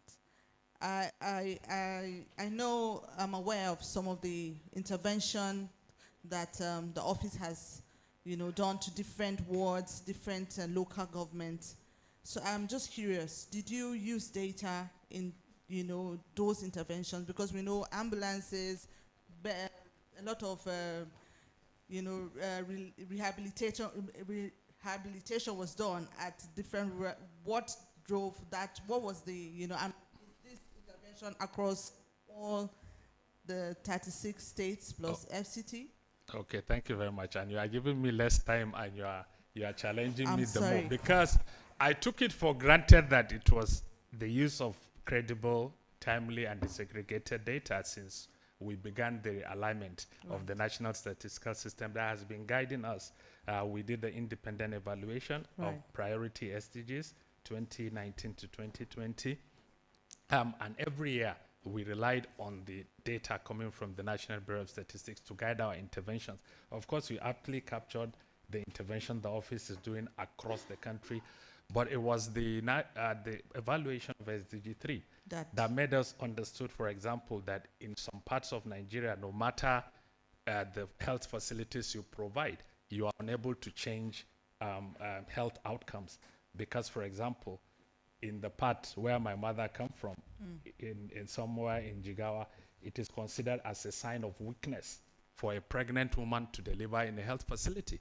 So no matter if you like, provide the best state-of-the-art facility in those communities, you can't improve skills, bad attendance, and which is a key target. The SDGs, and you can improve maternal health, or likely, and you can also address child mortality. So you need something extra, like sensitization, advocacy, you know, with community, religious. Exactly, socio-cultural norms have to change.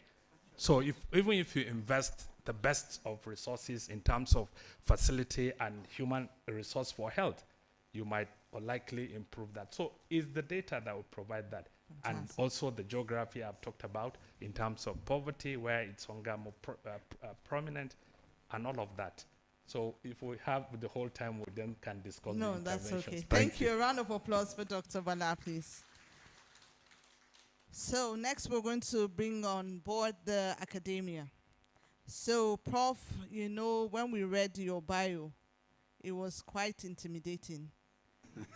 Seeing that you have supervised over 70, that's quite a number. So that's even keeping it very modest. Yeah. So how can the academia collaborate to ensure that there's quality data and accessibility? You know, how can you collaborate with the Bureau? What's the nexus? Yes. My director always says nexus, so yes. I like yes. Yeah.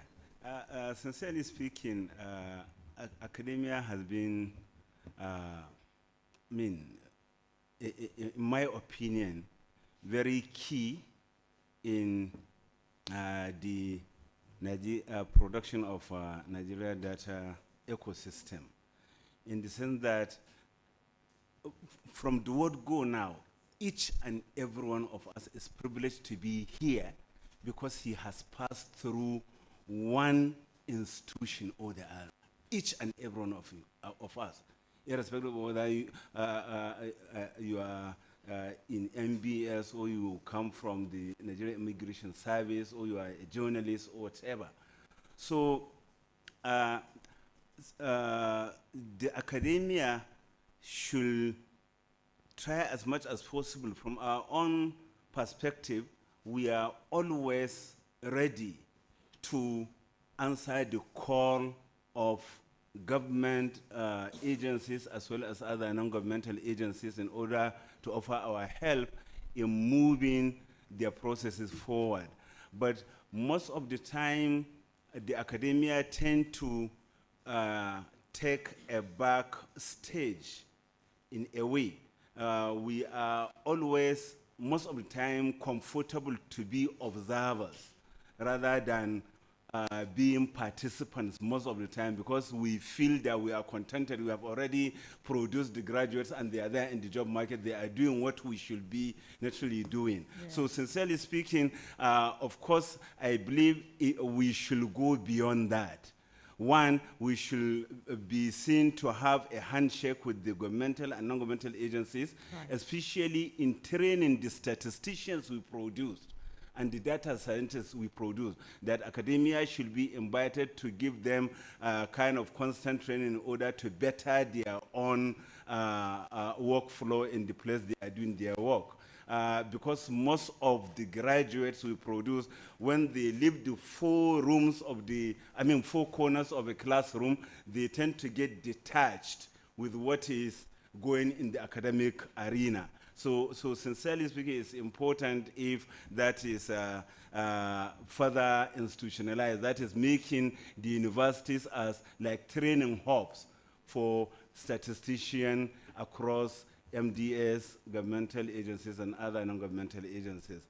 I believe this will help in improving and enhancing the Nigeria's data project. Thank you very much. A round of applause for Prof. So it's important that you do like capacity building. All right. Thank you very much. So next we're going to go to Dr. Paul. One question to you. You know, we've been talking about, you know, how you're informing, you're shaping, you know, the landscape in terms of informing the government and helping them to make informed decisions using data, telling us that we need to look at the mirror, and data is the mirror. So how can the private sector contribute to national data ecosystem, you know, while ensuring that, you know, their data has privacy, they understand that whatever information you share, because we understand that there's some difficulties collecting information from establishment. How can we, you know, how can the private sector, what is it that we can do with the private sector to contribute to national data ecosystem in Nigeria? So much for that question once again. What is the benefit? We need to attach it to a certain benefit. What is the benefit to private sector? If you want us to contribute data, and I can tell you that the Bureau of Statistics is collecting so much, but when you aggregate what all private sector is collecting in Nigeria today, it will be multiple. In fact, what individuals are collecting, it will be multiple.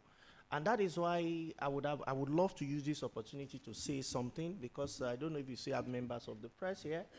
I think, and I'm happy, I would have loved to mention when we have the chairman Committee of National Planning and Economic, you know. I'm happy we have development partners here. But please, you see, when you are a man and your head is full, don't take it. Don't remove the head and give it to your friend to barb and return it. Most of the time, the nose or the eyes or the hair may be missing. If you want to barb our head, we need to barb it ourselves. The nation, Nigeria, must properly fund this agency. If not, when you think you put powder on your face, what you see is something else. If we rely the destiny of this agency just to be on development partners, I tell you, there's still so much more we'll not be able to do. And I hope that those that are authorities in Nigeria will hear. Two is those other agencies that are still collecting data, instead of harmonizing it, we're sending wrong signals to those in private sector. That the National Bureau of Statistics is just there as one of the agencies, meanwhile you can do yours. And that is why it's important For us, like the keynote speaker had mentioned today, we must have that national database. And the National Bureau of Statistics must be at the center of it, so that if it goes wrong, you know me, I will say it the way it is. Now, for private sector, can you give tax rebates to those who are providing useful data? You know, we have done it before. Lagos, Apapa, Oshodi Expressway. It was constructed by the Africa's richest man, and it was on tax incentive. And you saw the quality of roads. I don't know if we have so many that is close to that in Nigeria today. So if you tell a private sector person that you will get tax credits for sharing quality data, no matter the percentage, I tell you that I will lead the campaign of those, provided there will be tax credit, and so many other things. Thank you, and God bless you. Thank you very much. A round of applause. We're gradually coming to the close of the session, but before we do that, I want to call Dr. Godday to speak about statistical literacy. How are you promoting, how can you promote statistical literacy among especially non-statisticians, including policymakers? Okay. How can you promote statistical literacy? The floor is yours, sir. That's okay, thank you. Thank you very much. You see, promoting statistical literacy, especially among the non-statisticians. Is that the question you want me to respond to? Exactly. Okay. You know, statistics is a public good. It's a public good. You don't even have to dichotomize whether to provide it for non-statisticians and the statisticians. How? Well, let me go straight to providing it for non-statisticians. I had the privilege of interacting with the press while our program was ongoing. I said, look, time is of the essence, that we didn't end at just producing or crunching the numbers. We should go a step further, SG, in being data communicator. We should go a step further in communicating data, because, you know, data that we normally produce have a generating process, is it not so? And oftentimes, and I was listening to you when you're talking about comparing Apple with this. Oftentimes, those that go maybe in form of analysis or speaking about data don't even understand the rudiment, how these data are being generated. I'm not talking about you. So we need to go a step further, and that is where the advocacy comes in. Okay. You see, one of such opportunity is this window that the SG has provided. And I want to leverage on this to please say, look, I want to really commend you. It's not because we are here with you. Since you came on board, you see the African Statistics Day, the way you have turned it around in terms of celebration, that's advocacy. You see, World Statistics Day, this is you normally celebrated every 5 years. As we are speaking, not less than 15 states are doing the same thing that we are doing here. Exactly. Of course, if you look at University of Ibadan, the governor of your state is there speaking. So how do we ensure now communicate statistics to non-statisticians? First of all, organize workshops. For who? For non-statisticians. They must know how these things are generated before they will be able to communicate them appropriately. Okay. Workshops, seminars. You see, when data is produced, normally the MBS organize what we call validation workshop. Is it not so? When you have followed the process, let me say this thing. I give credit to the MBS, and of course, the SG and the Chief Executive of National Bureau of Statistics. When people are nominated to participate in a program, they are interested in the financial benefit, not following through the process. And that has been the bane of some of the challenges that we have in communicating. Because a process that you follow through, right, you should be able to defend it. I agree. And by so doing, the responsibility of addressing Nigeria, of course the global community and the investor, does not squarely lie on the MBS. Those that participated in the process should own it. You have to own the process you have participated in. And by owning it, you have to carry out advocacy. Whether you are a statistician or you are a neo-statistician, once you follow through the process, it is what internalizing you, and you own the process. You'll be able to communicate it. agree. I want to end at that particular point. Thank you very much, Dr. Freddy.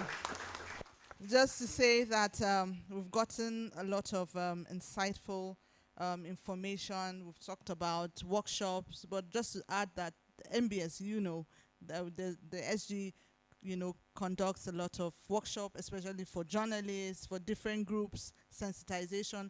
But I think from your own end, I think that is another a recommendation from your own end, and it's something that you can take going forward to help to conduct workshop for different groups to sensitize them on the use for statistics. So finally, I know we're pressed for time. Thank you so much. A round of applause for yourselves for being very attentive during this session.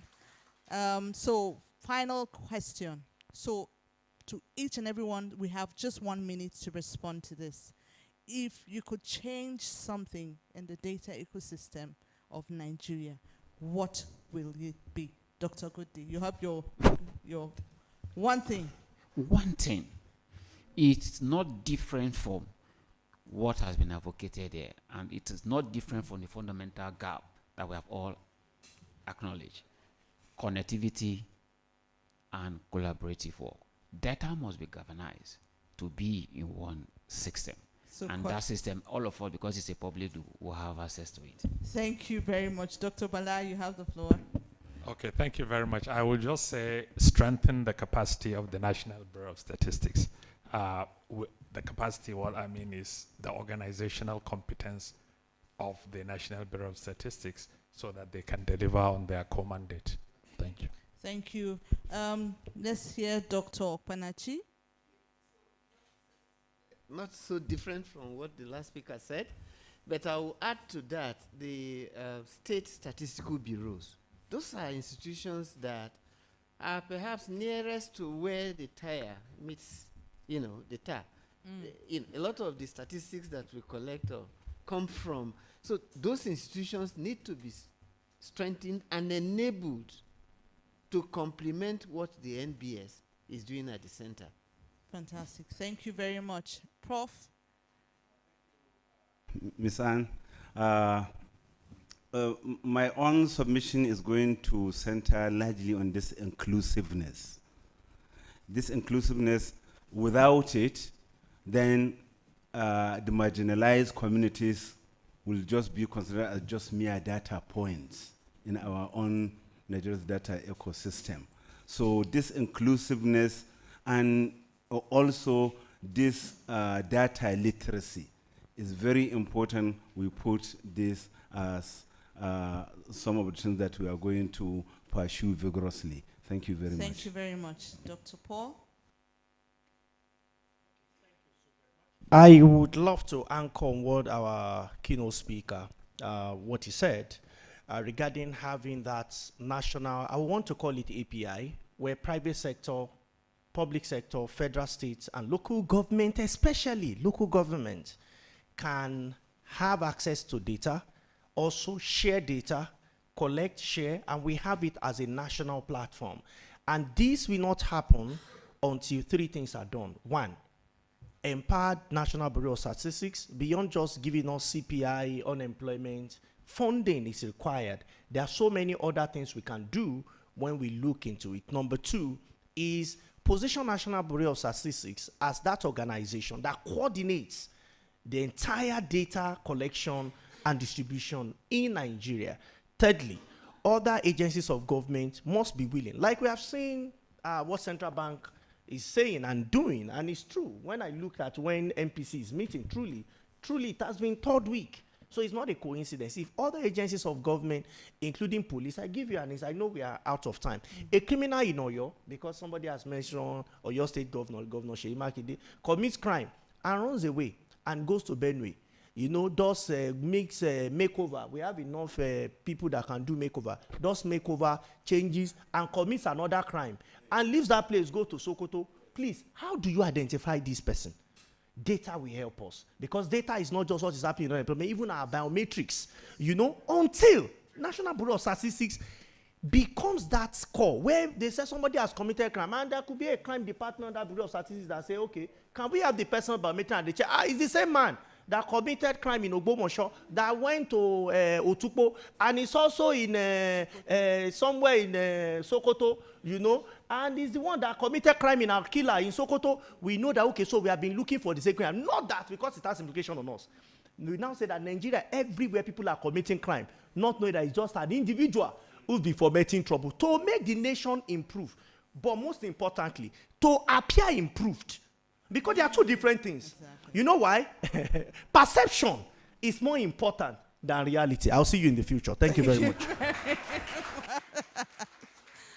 Thank you so much. Thank you to all our panelists. We've had our key takeaways for this session is to ensure collaboration, to strengthen the capacity of the Bureau and the National Statistical System, the need for inclusivity, data literacy. MBS needs to be funded more. There needs to be more coordination and collaboration amongst all the stakeholders. A round of applause for our panelists. Thank you so much for insightful, not yet. Thank you for a very insightful session. Thank you for a very interesting session. Let us continue to change the world one statistic at a time. Please, a round of applause. Thank you very much, everyone. And we keep appreciating them. This is wonderful. Okay, can I have the SG join them for a group photograph? We cannot, and our guest speaker, please. Our presenters, please. Can we come? Let's have a group photograph. This is very, yes, down.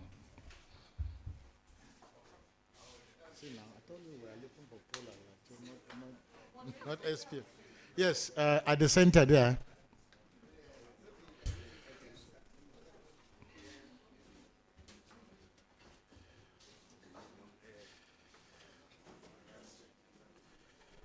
Oh, no.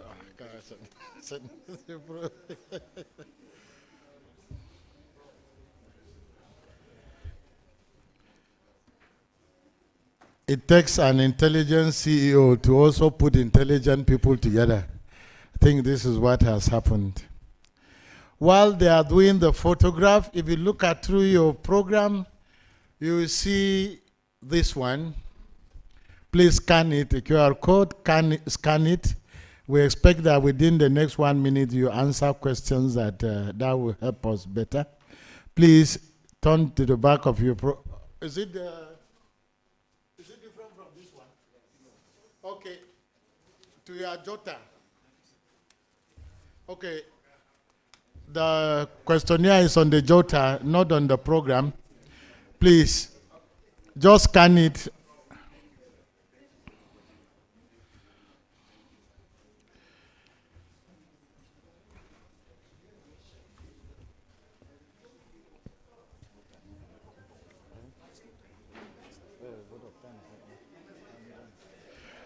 All right. Maybe when our... Yes. All right. Thank you, ladies and gentlemen. At this point, while they are still exchanging their pleasantries, we gradually coming to the end of the program. And can you lead your delegation to your seat?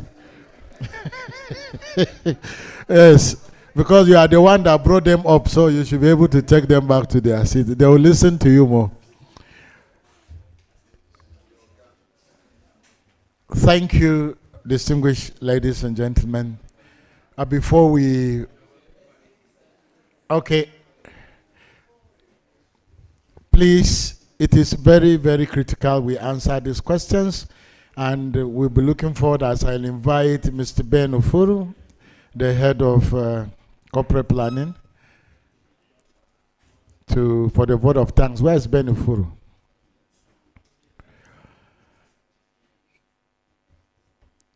All right.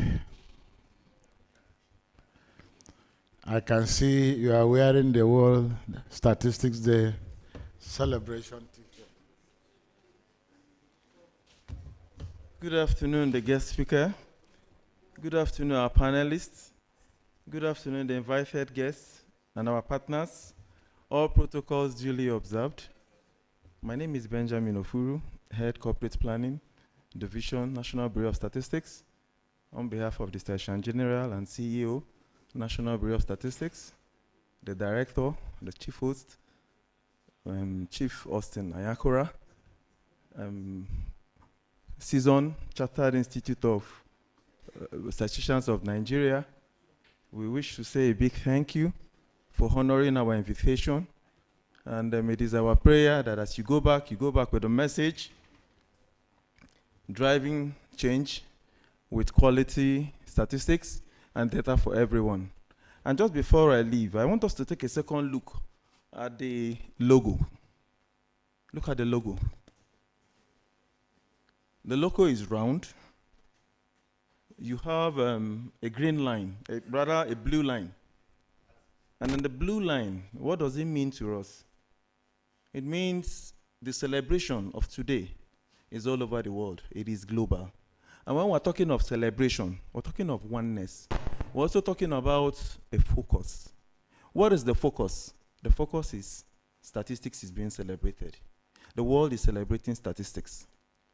If you also look at it, it is enveloping something that looks like a bar chart. In the bar chart, it is progressive. It means increase. And just a drawback, the celebration of today actually started in 2010 with about 130 countries. And the theme was celebrating many achievements of official statistics. It's a 5-year event. The next was celebrated in 2015. And in 2015, it was better data and better lives. The next was celebrated in 2020. In 2020, the UN actually adopted this logo, the logo you have here. Fast forward to 2025. Fast forward to 2025, we have, that's why you're here today. Who knows when is the next one coming up? 2030. In 2030, it will be bigger than this. Thank you very much.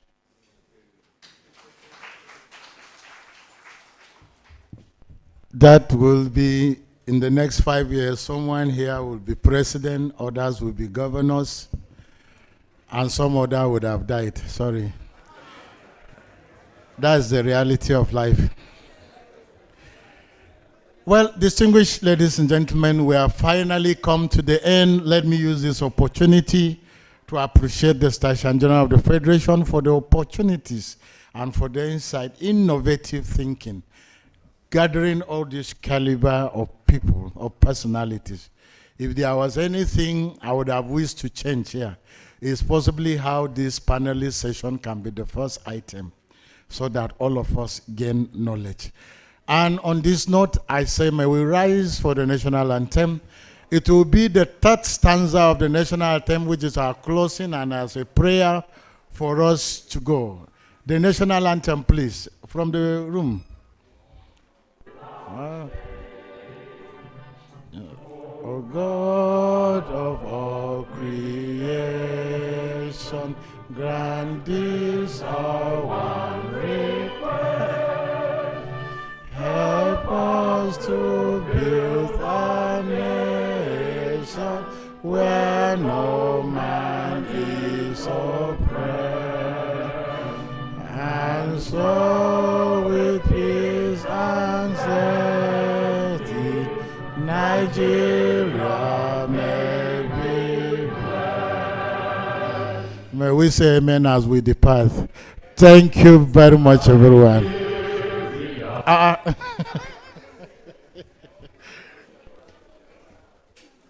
with the national anthem, the event of the world. Please, for all our participants, please make sure you collect your lunch. And for NBS staff, you get yours at the 5th floor, please. We've had a wide Thank you. experts all reinforcing the critical importance of this year's theme, driving change with quality statistics and data for everyone. From the keynote address to the 2-paper presentation and that very engaging panel discussion, the message is clear. Quality data is the bedrock of national development. On behalf of the entire team at the National Bureau of Statistics, we want to extend our deepest gratitude to all our speakers and panelists for sharing their expertise. And most importantly, thank you to you, our online audience, joining us and being part of this global celebration. The conversation doesn't stop now. Let's all continue to champion the use of quality statistics to drive positive change. I remain your host, Lalemi Femi. And my name is Esther Ifebi. Thank you for watching and have a wonderful day. Thank you very much. Thank you.